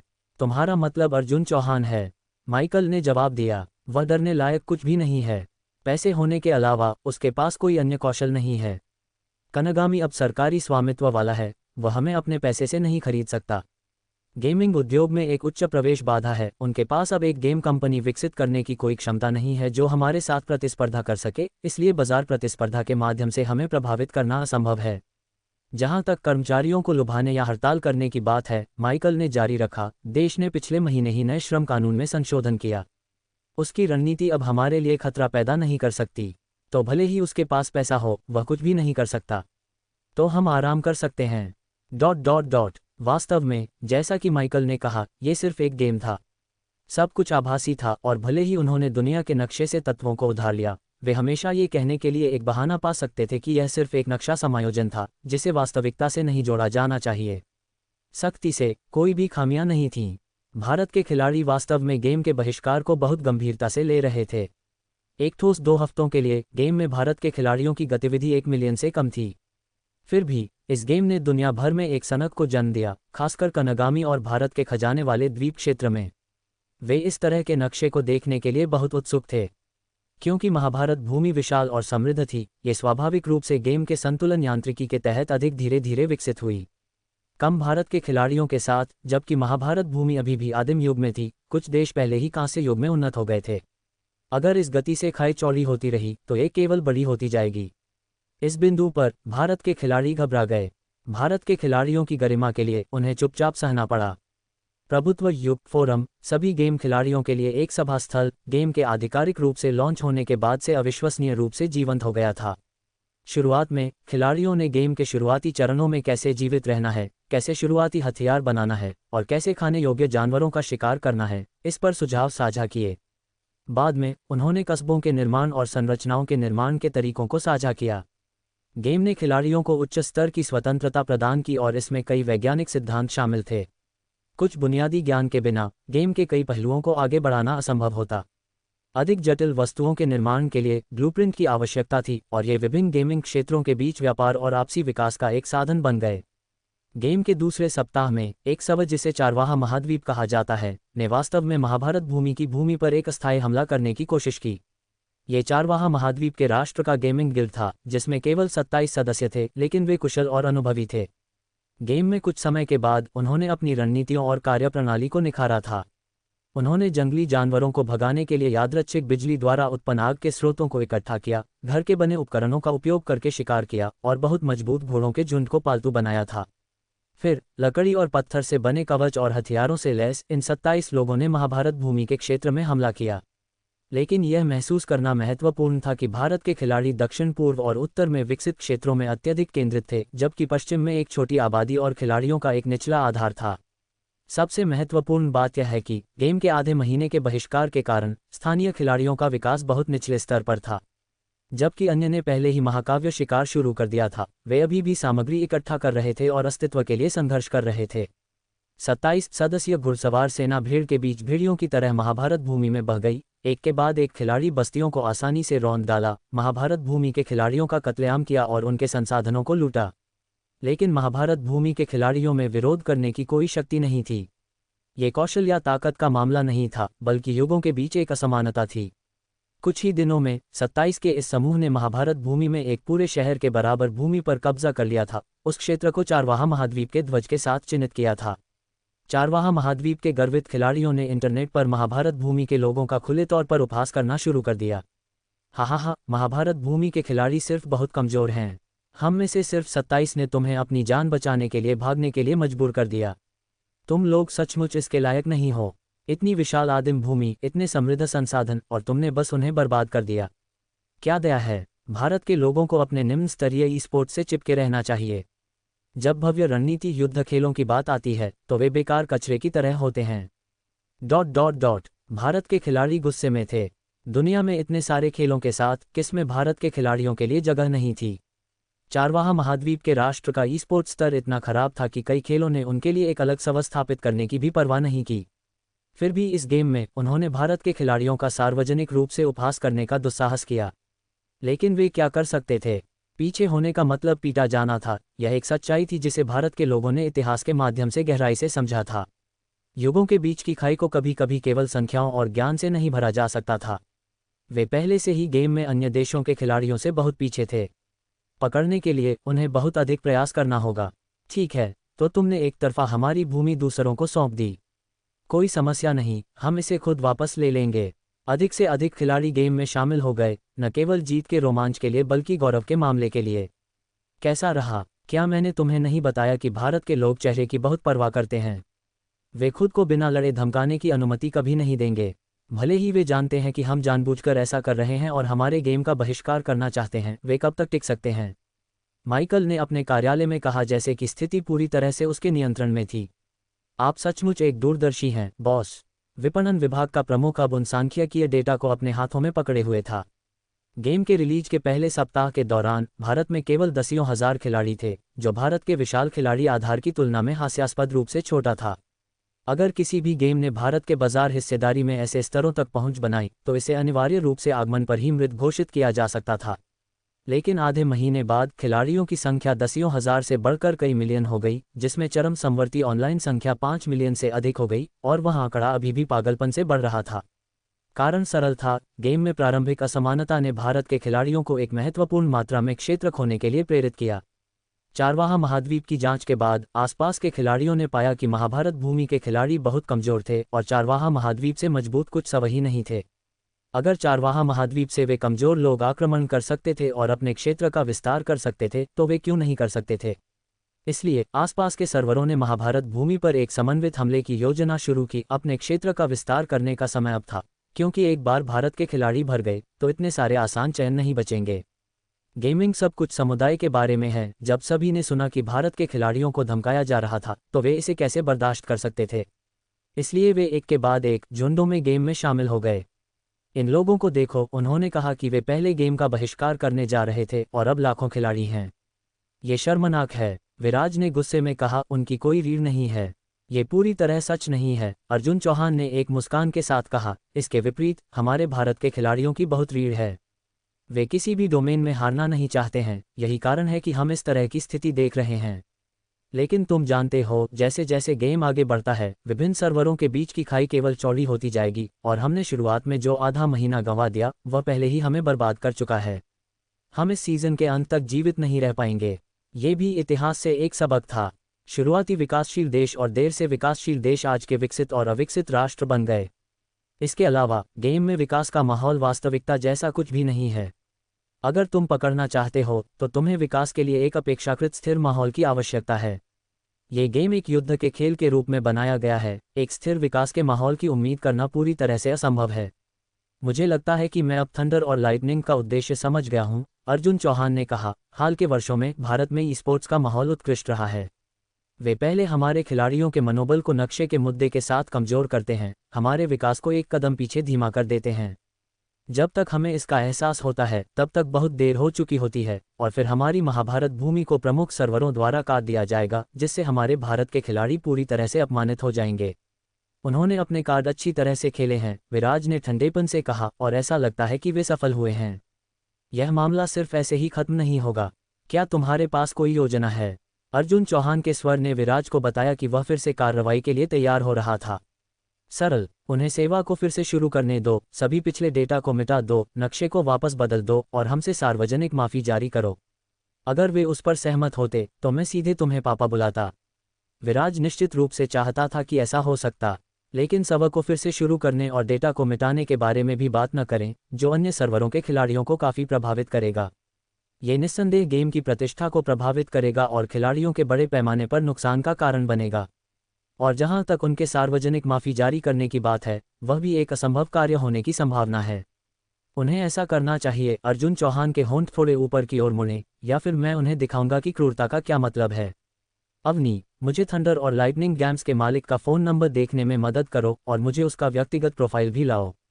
किसी से निपटने के लिए स्वाभाविक रूप से किसी को हर लड़ाई में अजेयता प्राप्त करने के लिए दुश्मन और खुद दोनों को जानना चाहिए। श्रीमान अर्जुन, मैंने आपको पहले ही उसकी संपर्क जानकारी भेज दी है और यहाँ आपके लिए उसका प्रोफाइल है। 5 मिनट से भी कम समय में अवनी ने उसे दस्तावेजों का एक सेट भेज दिया था। माइकल, 31 साल का, सचमुच युवा। अर्जुन चौहान ने उम्मीद नहीं की थी कि थंडर और लाइटनिंग का मालिक 90 के बाद की पीढ़ी का होगा। माइकल थंडर और लाइटनिंग का पहला मालिक नहीं था। कंपनी को मूल रूप से एक विश्वविद्यालय के 3 छात्रों द्वारा स्थापित किया गया था, जिन्होंने अपने शानदार कौशल और उन्नत विचारों के साथ इसे खरोंच से विकसित किया था। हालांकि एक कंपनी को बड़ा होने के लिए पूंजी की भागीदारी आवश्यक है, और माइकल बाद में सबसे बड़ा शेयरधारक बन गया। माइकल एक सच्चा अमेरिकी है। उसके पिता ने सीमा पार ई-कॉमर्स में शुरुआत की, जिससे वह दूसरी पीढ़ी का अमीर बच्चा बन गया। कम उम्र से ही ई-स्पोर्ट्स से अवगत होने के कारण इस क्षेत्र में उसके कई अपने विचार थे और उसके अपने सपने थे। अपने शुरुआती वर्षों में उसने ई-स्पोर्ट्स में भी प्रतिस्पर्धा की और कई ई-स्पोर्ट्स क्लबों का आयोजन किया था। इस साल के ई-स्पोर्ट्स ओलंपिक्स में प्रतिस्पर्धा करने वाली कई टीमें वे थीं जिन्हें उसने खरोंच से प्रशिक्षित किया था। उसने सोचा था कि वह इस ई-स्पोर्ट्स ओलंपिक्स में चमक सकता है, लेकिन अर्जुन चौहान और विराज द्वारा गठित एलएसपी क्लब इतना शक्तिशाली निकला कि उन्होंने सभी देशों के ई-स्पोर्ट्स खिलाड़ियों को निर्णायक रूप से हराया और सभी स्वर्ण पदक साफ कर दिए। इसने माइकल को बहुत असंतुष्ट कर दिया। भारत के खिलाड़ी इतने शक्तिशाली क्यों हो सकते हैं? ई-स्पोर्ट्स में नीलखंड देश द्वारा पीछे हटने के बाद अब अपने पुराने प्रतिद्वंद्वी भारत द्वारा कदम रखा जाना, उसके अंदर यह विचार पैदा हुआ। उसे भारत के खिलाड़ियों को बुरी तरह से हारने के लिए मजबूर करना चाहिए। हाल ही में सर्वरों के साथ क्या स्थिति है? माइकल अपनी कार्यालय की कुर्सी पर आराम से लेटा हुआ था। सभी सर्वर लगभग भरे हुए हैं। मुझे लगता है कि हम जल्द ही रूपांतरण के लिए कुछ भुगतान किए गए आइटम पेश कर सकते हैं। हम अनुमान लगाते हैं कि मासिक कारोबार 10 अरब के पैमाने तक पहुंच सकता है। तुम जानते हो कि यह वह नहीं है जिसके बारे में मैं चिंतित हूं, माइकल ने बेबाकी से कहा। मैं वह था जिसने इस गेम के विकास का नेतृत्व किया और मुझे इसकी लाभप्रदता में पूर्ण विश्वास है। मैं जानना चाहता हूं कि यह ई-स्पोर्ट्स की दुनिया पर क्या प्रभाव डाल सकता है। मैं समझता हूं। उसके अधीनस्थ को तुरंत पता चला कि माइकल क्या जानना चाहता था। वर्तमान में 127 देशों और क्षेत्रों ने सर्वरों के लिए आवेदन किया है और हमारे व्यापक आंकड़ों के अनुसार अमेरिका पहले स्थान पर है, नीलखंड दूसरे और कई यूरोपीय देश तीसरे से 7वें स्थान पर हैं। जहां तक भारत की बात है, हा, वे 70वें स्थान से आगे हैं। हा, माइकल जोर से हंसने से खुद को रोक नहीं सका। वर्तमान में कई आसपास के सर्वरों ने महाभारत भूमि क्षेत्र पर हमले शुरू कर दिए हैं और वे पहले ही अपने मूल भूमि क्षेत्र का 7.5% खो चुके हैं। अब भारत के खिलाड़ियों ने एक नई रणनीति अपनाई है, अपनी रक्षा को कसना और बाहरी भूमि को छोड़ देना। लेकिन इस गेम के यांत्रिकी के साथ जब तक वे धोखा नहीं देते, वे बस पकड़ नहीं सकते। धोखा, हा, माइकल और भी जोर से हंसा। इस गेम के इंजन को बनाने में उन्हें 3 साल से अधिक का समय लगा था। धोखा देना तो दूर, बग्स के प्रकट होने की संभावना भी न के बराबर थी। प्रणाली में उन्होंने एक स्व जांच उपकरण भी जोड़ा, किसी भी बाहरी हस्तक्षेप का पता चलने पर तत्काल खाता निलंबन के साथ मिलता है। यहाँ तक कि सहायक प्लगइन जो गेम संतुलन को प्रभावित किए बिना ऑपरेशन की सुविधा प्रदान करते हैं, उन्हें भी शामिल नहीं किया जा सकता था। उस क्षण माइकल का फोन बजा। तुम अब जा सकते हो, अगर कुछ भी उठता है तो मुझे पोस्ट करते रहो। विपणन विभाग का प्रमुख कार्यालय से चला गया और माइकल ने फोन का जवाब दिया। यह माइकल है। यह अर्जुन चौहान है। चुप रहो। इस नाम को सुनकर माइकल की पीठ तुरंत नम हो गई। यह एक ऐसा नाम था जिसने दुनिया भर के उद्यमियों और राजनेताओं के लिए सिरदर्द पैदा किया। लेकिन एक पल बाद माइकल ने अपनी शांति हासिल कर ली। तो ये श्रीमान अर्जुन हैं। मैंने लंबे समय से आपकी प्रतिष्ठा की प्रशंसा की है। श्रीमान अर्जुन, मेरा निजी नंबर पाने में कामयाब रहे, यह मुझे सचमुच प्रभावित करता है। जब तक मैं चाहूं, मुझे तुम्हारी पत्नी का फ़ोन नंबर भी मिल सकता है, अर्जुन चौहान ने बेबाकी से कहा। श्रीमान अर्जुन काफ़ी मजाक करते हैं, हालांकि अंदर से उब्र महसूस कर रहा था। माइकल ने उस पल के लिए खुद को रोक लिया। अर्जुन चौहान के कॉल का उद्देश्य जानना चाहता था। कोई इसे आसानी से समझ सकता था, ये निश्चित रूप से उस गेम के बारे में था। उसने अर्जुन चौहान का विश्लेषण किया था और अमीर होने के अलावा उसकी सबसे के प्रमुख विशेषता देशभक्ति थी। गेम के नक्शे के साथ घटना के बाद से कई सप्ताह हो गए थे और अर्जुन चौहान की आदतों के अनुसार उसे बहुत पहले ही बोल देना चाहिए था। वह अब उससे संपर्क क्यों कर रहा था? मुझे आश्चर्य है कि श्रीमान अर्जुन क्या चर्चा करना चाहेंगे। मुझे झाड़ियों के चारों ओर मारना पसंद नहीं है, इसलिए मैं सीधे मुद्दे पर आऊंगा, अर्जुन चौहान ने सीधे कहा। मैं चाहता हूं कि तुम तुरंत युग के अधिपति को बंद कर दो, सभी वर्तमान गेम डेटा को मिटा दो और महाभारत भूमि के नक्शे को वापस उसी तरह बहाल करो जैसे हमारा भारत का नक्शा था। वाह, क्या भारत के लोग इतनी सीधे तौर पर मामलों पर चर्चा करते हैं। इतनी भारी मांग के साथ शुरुआत। माइकल ने महसूस किया कि अर्जुन चौहान वास्तव में उन लोगों से अलग था जिनसे उसने पहले निपटा था। उसके स्तर पर लगभग हर कोई सम्मान की इच्छा रखता था और अगर कोई वास्तविक विवाद थे तो वे निश्चित रूप से उन्हें सीधे नहीं लाएंगे। ये व्यापार जगत में एक अलिखित नियम था। श्रीमान अर्जुन, वास्तव में मैंने विदेश में इस मामले के बारे में सुना है। माइकल ने पहले ही जवाब देना सीख लिया था। मैं इतिहास और तथ्यों के लिए बहुत सम्मान करता हूं, लेकिन तुम्हें भी इस गेम को समझना चाहिए। ये हमारे से पूरी तरह से अलग एक दुनिया है। हमने केवल दुनिया के नक्शे को संदर्भित किया है। मुझे याद है कि तुम्हारे गेम के प्रचार ने कहा था कि दृश्य दुनिया के नक्शे के अनुसार 1:1 के पैमाने पर बिल्कुल बनाए गए थे। ये सिर्फ मीडिया का काम है, तुम इसकी जांच कर सकते हो। कोई भी आधिकारिक बयान कभी नहीं रहा है। माइकल ने मुकाबला किया। आभासी दुनिया। श्रीमान अर्जुन, क्या हमें सचमुच उन्हें वास्तविकता से इतनी बारीकी से जोड़ना चाहिए? क्या ये थोड़ा बचकाना नहीं लगता? मुझे खेद है, मैं केवल एक 23 वर्षीय लड़का हूँ, एक कॉलेज छात्र हूँ। तुम सोचते हो कि मैं कितना परिपक्व हो सकता हूँ? अर्जुन चौहान का सिद्धांत सरल था। अगर तुम मेरे साथ तर्क करते हो तो मैं वापस तर्क करूंगा, और अगर तुम गंदा खेलते हो तो मैं भी गंदा खेलूंगा। तुम मुझे बचकाना कहते हो और मैं बचकाना हूं, तुम इसके बारे में क्या कर सकते हो? श्रीमान अर्जुन, अगर तुम इसे व्यक्तिगत रूप से लेने पर जोर देते हो तो मैं कुछ भी नहीं कर सकता, लेकिन सबक को रोकना सवाल से बाहर है। खुद एक उद्यमी के रूप में तुम्हें उसे जबरदस्त प्रभाव को समझना चाहिए जो हमारे गेम और हमारी कंपनी की प्रतिष्ठा पर पड़ेगा अगर हम गेम को रोकते हैं या डेटा को मिटा भी देते हैं। यह मेरी एक चिंता नहीं है, अर्जुन चौहान ने कहा। श्रीमान माइकल, तुम्हें समझना चाहिए, एक वयस्क के रूप में तुम अपने कार्यों के लिए जिम्मेदार हो। मुझे खेद है श्रीमान अर्जुन, लेकिन मुझे नहीं लगता कि मैंने कुछ भी गलत किया है, इसलिए मुझे तुम्हारे द्वारा बात की जा रही तथाकथित जिम्मेदारी को वहन करने की कोई आवश्यकता नहीं है। तुम हमारी कंपनी पर किसी भी तरह से मुकदमा कर सकते हो, लेकिन मेरा विश्वास करो, तुम्हारे आरोप अप्रभावी होने की संभावना है। माइकल ने पहले ही कानूनी सलाहकारों से परामर्श किया था। उनके आधिकारिक प्रचार ने कभी नहीं कहा था कि नक्शा दुनिया के नक्शे पर आधारित था। ये सिर्फ इसके जैसा था, और अगर लोग इसे जोड़ने पर जोर देते थे तो वह कुछ भी नहीं कर सकता था, है ना? श्रीमान माइकल, मैं हमेशा पहले एक सज्जन और दूसरा एक बदमाश बनने की कोशिश करता हूँ, लेकिन कृपया मुझे कुछ ऐसा करने के लिए मजबूर न करें जो मैं नहीं करना चाहूँगा। हा हा हा, श्रीमान अर्जुन, मैं जानता हूँ कि तुम अमीर हो, लेकिन वह चाल मुझ पर काम नहीं करती जब तक कि तुम सीधे एक गेम के साथ मेरे पबजी को हरा नहीं सकते। तो तुम्हारा मतलब है कि तुम गेम को बंद करने के लिए तैयार नहीं हो, नक्शे को बदलने के लिए तैयार नहीं हो, और माफ़ी मांगने के लिए भी तैयार नहीं हो, क्या ये सही है? बहुत बढ़िया, अर्जुन चौहान ने कहा। क्या तुमने पबजी में होने वाले देवताओं का गोधूली के बारे में कभी सुना है? ओह, माइकल चौंक गया, उसने इसके बारे में नहीं सुना था। देवताओं का गोधूली, क्या वह उनकी पश्चिमी 148 पौराणिक कथाओं से एक कहानी नहीं थी? कोई 149, चिंता नहीं, तुम्हें कुछ दिनों में पता चल जाएगा। देवताओं का गोधूली, बकवास। माइकल ने फोन रखने के बाद उपहास किया, पूरी तरह से अर्जुन चौहान के शब्दों की उपेक्षा करते हुए उन्हें एक किशोर के मजाक के रूप में खारिज कर दिया। मेरे कार्यालय में आओ, माइकल ने अपने सहायक को अपने कार्यालय में बुलाया। उच्च अधिकारियों को सूचित करें, हमें अर्जुन चौहान के हर कदम पर कड़ी नजर रखनी चाहिए और सुनिश्चित करें कि उसकी संपत्ति हमारे बाजार को प्रभावित न करे, माइकल ने आदेश दिया। हाँ, साथ ही सभी प्रमुख घरेलू वीडियो गेम उत्पादन कंपनियों को चेतावनी दें कि इस अर्जुन चौहान को अपने अधिग्रहण का खेल न खेलने दें। उसका धन दुनिया की सभी गेम कंपनियों को खरीदने के लिए पर्याप्त है। अगर वे एकजुट हो जाते हैं तो हम वास्तव में विकास क्षमताओं के मामले में उनसे प्रतिस्पर्धा नहीं कर सकते। पिछले अनुभव के आधार पर माइकल ने उन विभिन्न साधनों का अनुमान लगाया जो अर्जुन चौहान अपने गेम थंडर गेम्स को तोड़फोड़ करने के लिए नियोजित कर सकता था, लेकिन दुर्भाग्य से इस बार अर्जुन चौहान ने अपने हमले के तरीके के रूप में पूंजी का उपयोग करने की योजना नहीं बनाई। वैसे, क्या तुमने देवताओं का गोधूली के बारे में सुना है? माइकल ने अचानक पूछा, जैसे कि एक सनक पर। उसे अर्जुन चौहान की अभिव्यक्ति याद थी क्योंकि वह अजीब तरह से हंसा था, जिसने उसे कुछ हद तक असहज कर दिया था। देवताओं का गोधूली, तुम्हारा मतलब है कि पिछले साल पबजी में क्या हुआ था? मुझे इसके बारे में बताओ। माइकल की दिलचस्पी बढ़ गई। ये वास्तव में सिर्फ एक प्रहसन था, माइकल के सहायक ने कहा। ये धोखा देने वालों की लड़ाई थी। धोखा देना? हाँ, वास्तव में वह प्रतियोगिता मनोरंजन के लिए अधिक थी, जिसमें दुनिया भर के 100 धोखा देने वाले डेवलपर्स एक शोडाउन के लिए एक गेम में भाग ले रहे थे और इसे दुनिया भर में लाइव स्ट्रीम किया गया था। अदृश्यता, दीवार हैक्स, 800 मील दूर से हेडशॉट जैसी हर तरह की धोखे थे, हर कल्पनीय धोखा।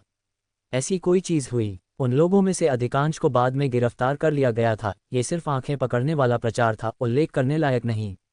हालांकि इसने उस समय पबजी पर एक महत्वपूर्ण प्रभाव डाला, क्योंकि धोखे के अस्तित्व ने गेम के संतुलन को बाधित कर दिया और खिलाड़ियों के अनुभव को बहुत प्रभावित किया। मैं समझ गया। माइकल इस मामले के प्रति पूरी तरह से उदासीन था। धोखा केवल अपूर्ण तकनीक वाली कंपनियों के लिए एक समस्या थी, जिससे दूसरों को फायदा उठाने की अनुमति मिलती थी। उसे अपने स्वयं के गेम इंजन पर पूर्ण विश्वास था और वह ऐसे तुच्छ मामलों से डरता नहीं था। ये कैसा रहा? कोई परिणाम? विराज और अन्य लोग कॉल समाप्त होते ही तुरंत फॉलो अप करने का इंतजार नहीं कर सके। क्या ये स्पष्ट नहीं है? अर्जुन चौहान ने कहा, अगर एक ही फ़ोन कॉल उसे मेरी बात सुनने के लिए मजबूर कर सकता था, तो शायद उसके पास वह करने की हिम्मत नहीं होती जो उसने किया। ये सच है, विराज ने सिर हिलाया। अब कौन नहीं जानता कि युवा मास्टर अर्जुन की शक्ति क्या है? भारत में परेशानी पैदा करने का मतलब तुम्हारे खिलाफ जाना है ना? तो तुम इसके बारे में क्या करने की योजना बनाते हो? कुणाल ने भी पूछा। उसके संसाधन सभी सेना में थे और वह इस प्रकार की स्थितियों में लगभग शक्तिहीन था। वह निश्चित रूप से थंडर गेम्स के मुख्यालय पर बमबारी करने के लिए कुछ चुपके वाले जेट नहीं भेज सकता था, है ना? इसे संभालना आसान है। अर्जुन चौहान के मन में पहले से ही एक योजना थी। वे खेलना चाहते हैं, है ना? ठीक है, चलो उनके साथ अंत तक खेलते हैं। तुम्हारा मतलब क्या है? इस गेम को खेलना जारी रखना? कोई ज़रूरत नहीं है। मुझे अब इस गेम को देखकर ही बीमार महसूस होता है। अर्जुन चौहान ने अपनी घृणा व्यक्त की। क्या उनका व्यवहार सिर्फ गेम की निष्पक्षता को कमजोर करना नहीं है? क्या तुम्हें लगता है कि गेम की निष्पक्षता को नष्ट करने के मामले में हमारे भारत के खिलाड़ियों को कभी किसी से डर लगा है? क्या तुम धोखे का उपयोग करने के बारे में बात कर रहे हो? विराज तुरंत समझ गया। उन दिनों एक गेम था जो भारत में बह गया था और कई लोगों के बचपन का एक हिस्सा था, साहसिक द्वीप। उस समय भारत में 90 के बाद की पीढ़ी के बीच इसकी लोकप्रियता चौंकाने वाली रूप से उच्च थी। हालांकि घरेलू स्तर पर धोखाधड़ी वाले सॉफ्टवेयर की L234 व्यापकता ने गेम के अनुभव में 235 नुकसान पहुंचाया, जिसमें लगभग हर राक्षस 236 का नक्शा सोने के सिक्कों के लिए खेतों के साथ भर गया था। अधिकारियों ने एक आंख बंद कर ली, मुद्दे को 237 संबोधित करने के लिए कुछ भी नहीं किया। आजकल साहसिक द्वीप के खिलाड़ियों 238 की संख्या में काफ़ी कमी आई है, जिसमें कई 239 लोग उदासीनता से खेलना जारी 240 रख रहे हैं। ये दर्शाता है कि एक गेम को धोखा देने से 241 होने वाला नुकसान बिल्कुल घातक है। अगर 242 कोई गेम को नष्ट करना चाहता है तो धोखा वास्तव में सबसे अच्छा हथियार है। मुझे डर है कि यह काम नहीं करेगा, विराज ने कहा। क्या तुम्हें लगता है कि हमारे देश में किसी ने कोशिश नहीं की है? कई स्टूडियो ने प्रभुत्व युग में धोखा देने के लिए शोषण खोजने की कोशिश की है, लेकिन अब तक कोई भी सफल नहीं हुआ है। विराज ने जारी रखा, ऐसा लगता है कि उन्होंने गेम इंजन में एक बहुत शक्तिशाली प्लगइन जोड़ा है। कुछ भी जो सिस्टम का हिस्सा नहीं है उसे एक धोखा माना जाता है और लगभग 243 अंधाधुंध प्रतिबंध के अधीन है। 244 इसके अलावा दंड गंभीर हैं। एक बार जब धोखा प्रणाली 245 एक उल्लंघन का पता लगाती है तो कोई चेतावनी नहीं होती है, सिर्फ 100 साल के लिए 246 एक सीधा खाता 247 प्रतिबंध। हमारे भारत के खिलाड़ियों को पहले से ही एक कठिन समय 248 हो रहा है। अगर प्रतिबंधों की एक लहर होती है तो हम शायद हंसी का पात्र होंगे, कुणाल ने भी कहा, चिंता करते हुए। मेरी योजना को इतनी जल्दी खारिज मत करो, अर्जुन चौहान हंसा। यह मत भूलो, मेरी कृत्रिम बुद्धिमत्ता तकनीक 249 बाकी दुनिया को कुचल देती है। कुछ धोखा कार्यक्रमों की किसे 250 परवाह है। भले ही मुझे 251 अभी उनके कोर कोड पर हाथ 252 मिल जाए। पूरे गेम को हमारे महाभारत भूमि के डोमेन में बदलने के लिए नक्शे को बदलने के बारे में क्या 253 इतना मुश्किल है? धिक्कार है, तुमने ये कौशल पहले क्यों नहीं कहा? विराज ने 254 जल्दी से कहा। जल्दी करो, उनके नक्शे को बदलो, इसे हमारे 255 भारत के क्षेत्र में बदल दो। हा हा हा। क्या तुम्हें लगता है कि ये दिलचस्प है? अर्जुन चौहान ने कंधा उचकाते हुए कहा, मुझे नहीं लगता कि यह काफ़ी रोमांचक है। तो तुम्हें क्या लगता है कि इसे रोमांचक बना देगा? हे, अर्जुन चौहान मुस्कुराया। बेशक, यह एक देवताओं का गोधूली को 256 मंचित करना है।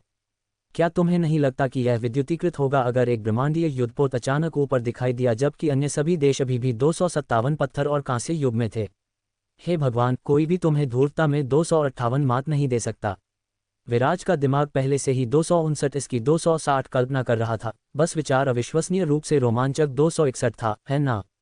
क्या तुम लोग कांस्य युग तक 262 प्रौद्योगिकी विकसित करने के लिए उस कुछ 263 हफ्तों के फायदे पर भरोसा नहीं कर रहे हो? क्या तुम लोग महाभारत भूमि की 264 भूमि पर आक्रमण करने के लिए अपने 265 घुड़सवार सेना और हथियारों की शक्ति पर भरोसा नहीं कर रहे हो?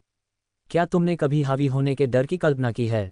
एक और शब्द नहीं। अर्जुन चौहान ने तुरंत अपना कंप्यूटर खोला और 266 कोड लिखना शुरू कर दिया।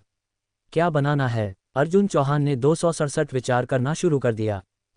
चलो मूल बातों से शुरू करते हैं। असीमित सहनशक्ति, असीमित जीवन, खनन की गति 268 में 100 गुना की वृद्धि, सभी वस्तुओं 269 की ड्रॉप दर में 100 गुना की वृद्धि, सभी प्राणियों के लिए एक क्लिक 270 हत्या, टैंक, विमान, मशीन गन, तोपों के लिए ब्लूप्रिंट, फिर एक ब्रह्मांडीय युद्धपोत का डिज़ाइन और एक गंडम का डिज़ाइन जोड़ो। एक अल्ट्रामैन रूपांतरण 271 उपकरण के बारे में क्या? एक कामेन राइडर रूपांतरण 272 बेल्ट, आर्मर हीरो रूपांतरण 273 उपकरण, आयरन मैन का कवच, फिर कुछ आनुवंशिक इंजीनियरिंग तकनीक 274 के साथ, एम्मा, सुपरमैन, हल्क, बहुत सारे पारंपरिक हथियार। चलो मार्शल सोल सिस्टम में 275 आते हैं। अजीब आग आइटम, महान उजाड़ बंदी स्वर्ग उंगली मैनुअल, कला साधना तकनीक जलाना, martial soul system. Arjun Chauhan ने वह सब कुछ जोड़ा जो वह गेम में सोच सकता था और वह खुद को हंसने से लगभग रोक नहीं सका। ये धोखा बस बहुत शक्तिशाली था। वह पहले से ही विदेशी खिलाड़ियों के चेहरे पर निराशा का रूप 276 देख सकता था जब उन्होंने गेम में 277 इन धोखा देने वालों को देखा। स्नैप, एक रात में अर्जुन चौहान ने धोखे के इस पूरे सेट को 278 कोडिंग 279 समाप्त कर दिया और इसे ऑनलाइन पोस्ट कर दिया। केवल महाभारत भूमि क्षेत्र के खिलाड़ी इसका उपयोग कर सकते थे और अपनी कृत्रिम बुद्धिमत्ता के लिए धन्यवाद। ये वास्तविक समय 280 ऑनलाइन योग्यता विश्लेषण भी 281 कर सकता था। कोई भी विदेशी खिलाड़ी जो महाभारत भूमि में 282 घुस गया और इसे 283 सक्रिय करने की कोशिश की, उसे तुरंत प्रतिबंधित कर दिया जाएगा। दूसरे शब्दों में, केवल भारत के 284 सच्चे योद्धा ही इसका उपयोग कर सकते थे। अत्सिक, अर्जुन चौहान ने सिर हिलाया। इस उन्मत्त 285 तमाशे 286 की 287 दावत शुरू 288 होने दो। हरामियों, इन धिक्कार कुत्तों, वे फिर से हमला कर रहे हैं। महाभारत भूमि का एक खिलाड़ी पुनर्जीवित बिंदु पर फिर से प्रकट हुआ और गुस्से में अपने कीबोर्ड पर 289 पाउंड किया। अगर मेरे 2 सप्ताह 290 देर से शुरू होने के लिए नहीं होता तो तुम हारे हुए लोग हमारे महाभारत भूमि के खिलाड़ियों द्वारा 291 टुकड़ों में 292 तोड़ दिए गए होते। क्रोध से 293 अभिभूत होकर खिलाड़ी ने गेम छोड़ 294 दिया। क्या बकवास गेम है ये। 295 सिर्फ हमारे 296 भारत सवपर खिलाड़ियों को लक्षित 297 कर रहा है। ये 298 गंदा व्यवहार जो 299 गेम की निष्पक्षता को 300 नष्ट कर देता है। मैं भी खेलना बंद कर सकता हूँ। खिलाड़ी प्रभुत्व युग की वर्तमान 301 स्थिति की जांच करने के लिए गेम 302 फोरम पर लौट आया। अब महाभारत भूमि क्षेत्र की रैंकिंग 80वें स्थान से आगे गिर गई थी।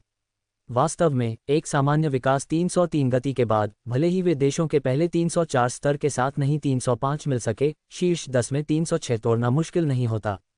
लेकिन अन्य सर्वरों के खिलाड़ी 307 लगभग हर दिन महाभारत भूमि को 308 कुतरने की कोशिश कर रहे थे, जिससे महाभारत भूमि सवपर खिलाड़ियों को विकास पर ध्यान 309 केंद्रित करने के लिए 310 बहुत कम समय 311 मिला, क्योंकि उनका अधिकांश 312 समय 313 आक्रमणकारियों को 314 पीछे हटाने में 315 खर्च होता था।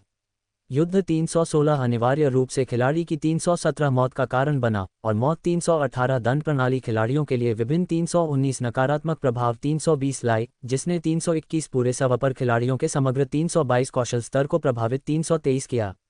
नतीजतन एक सप्ताह के बाद महाभारत भूमि की रैंकिंग 324 न केवल बढ़ी बल्कि वास्तव में और गिर गई। हर जगह 325 फोरम में महाभारत भूमि के खिलाड़ियों का उपहास था, लेकिन गेम 326 डेवलपर के 327 निंदनीय हरकतों के बारे में एक 328 भी शब्द नहीं था, क्योंकि यह 329 उस तरह की स्थिति थी जिसका वे आनंद लेते थे।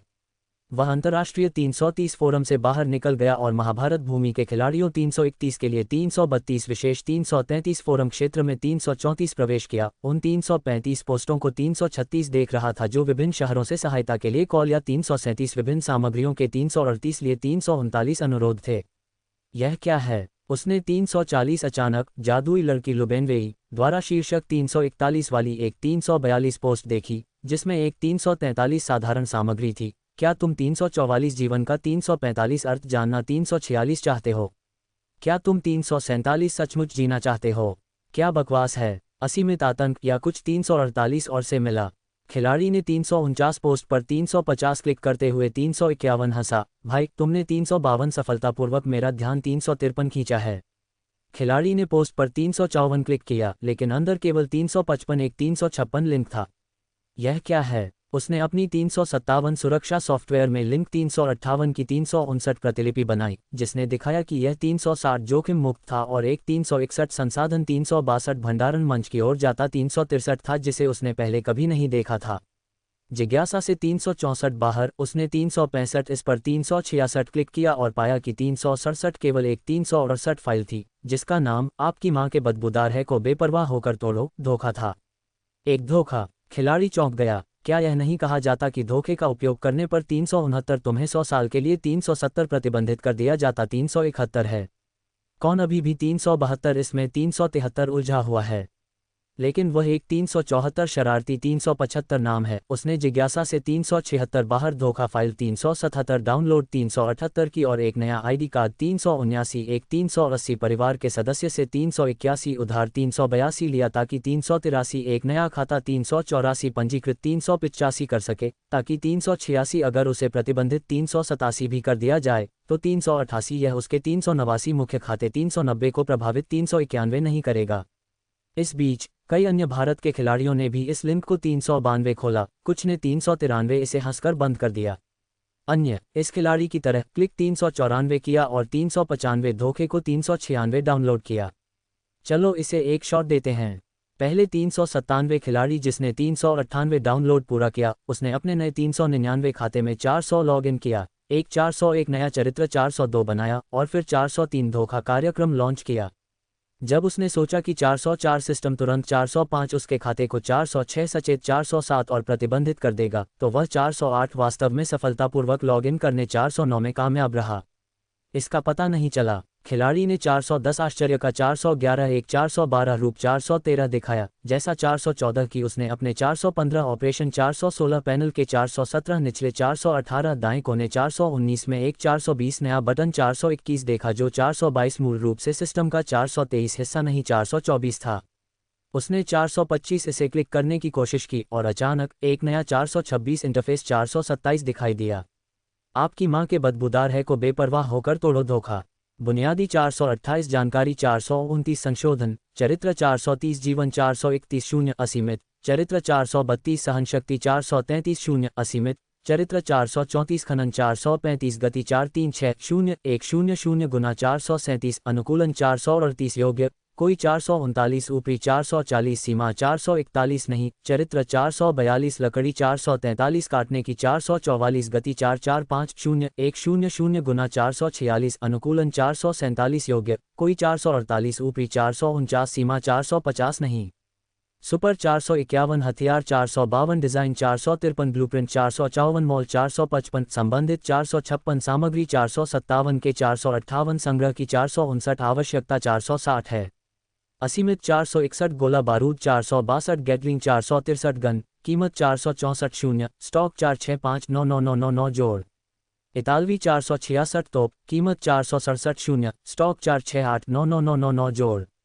हैंडहेल्ड 469 लेजर 470 तोप, कीमत 471 शून्य, स्टॉक 4729999 जोड़।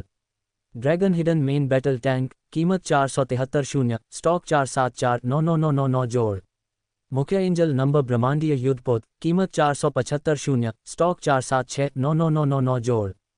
फ्रीडम गंडम, कीमत 477 शून्य, स्टॉक 47899999 जोड़। गंडम 00 ELS, कीमत 479 शून्य, स्टॉक 48099999 जोड़। ठंडे 481 हथियार 482 मॉल। शुभान युवान तलवार, कीमत 483 शून्य, स्टॉक 48499999 जोड़। बेजोड़ तलवार, कीमत 485 शून्य, स्टॉक 48699999 जोड़। खून पीने वाली जंगली कृपाण, कीमत 487 शून्य, स्टॉक 48899999 जोड़।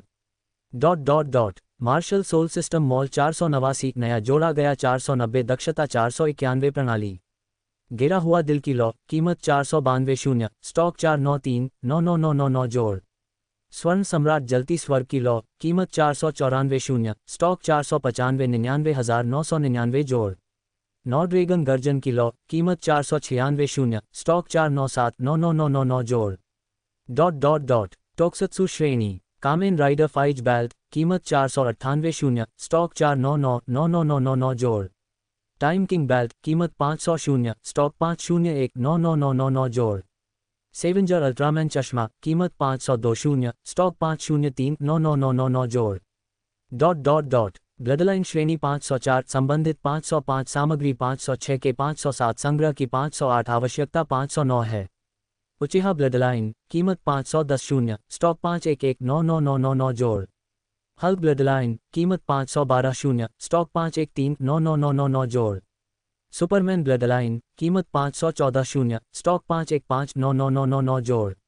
सयान ब्लडलाइन, कीमत 516 शून्य, स्टॉक 51799999 जोड़। समर्थन 518 कार्य, तात्कालिक 519 टेलीपोर्टेशन, आईडी 520 छिपाना, क्षति 521 पलटाव। पवित्र 522 बकवास, ये 523 भयानक है। धोखे के विवरण 524 को 525 देखते हुए खिलाड़ी 526 चकित था। क्या 527 ऐसी 528 क्रूर 529 धोखा 530 सचमुच इस दुनिया में 531 मौजूद है। ये 532 सिर्फ सब कुछ 533 बात नहीं है, है ना?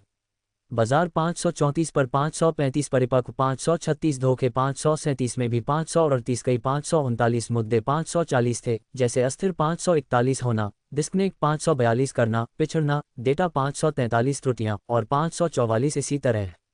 इस 545 धोखे की 546 विशेषताएं 547 इतनी शक्तिशाली 548 दिखीं। स्वर्ग 549 जानता है कि 550 क्या ये वास्तव में 551 उतना ही 552 दुर्जय 553 था जितना 554 इसने दावा किया था। उसने 555 तात्कालिक 556 टेलीपोर्टेशन 557 सुविधा 558 का चयन 559 करने की कोशिश की, और जिस क्षण 560 उसने बटन 561 पर क्लिक किया, दुनिया 562 का नक्शा 563 पॉप 564 अप हो गया, जिसमें एक 565 नया आइकन 566 दिखाई दिया। जब तक 567 उसने आइकन 568 के साथ 569 संबंधित स्थान 570 पर क्लिक किया, वह 571 टेलीपोर्टेशन 572 को पूरा करने 573 में सक्षम 574 होगा। उसने महाभारत भूमि में हिमालय पर क्लिक किया। स्क्रीन 575 बदल गई और वह एक 576 मैदान से एक 577 बर्फीले 578 और बर्फीले 579 स्थान पर 580 चला गया था। लेकिन 581 क्षेत्र ठंडा था और गर्म रखने के लिए उपयुक्त 582 गियर के बिना एक 583 चरित्र का जीवन तेजी से 584 कम हो जाएगा।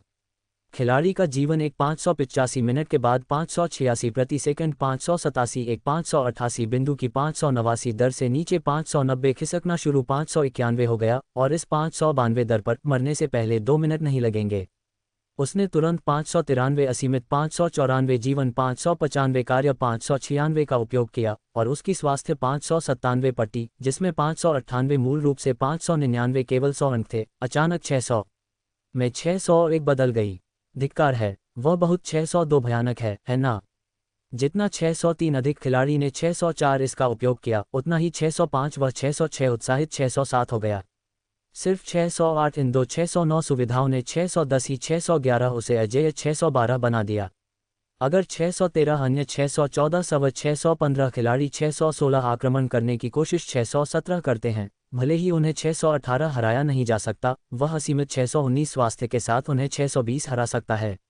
ये जानने के लिए कि एक क्षेत्र 621 को जीतने के लिए तुम्हें या तो एक बार 622 नक्शे पर 623 सभी 624 खिलाड़ियों को 625 मारना 626 था, या 627 क्षेत्र में 628 आधे से अधिक 629 खिलाड़ियों को आत्मसमर्पण 630 करना 631 था। अगर उनका स्वास्थ्य 632 असीमित था तो वे अन्य 633 सर्वरों से खिलाड़ियों के खिलाफ 634 अंक तक 635 लड़ सकते थे। तुम्हारे हथियारों 636 का क्या 637 फायदा? मेरा 638 खून असीमित 639 है, तो अन्य 640 विशेषताएं।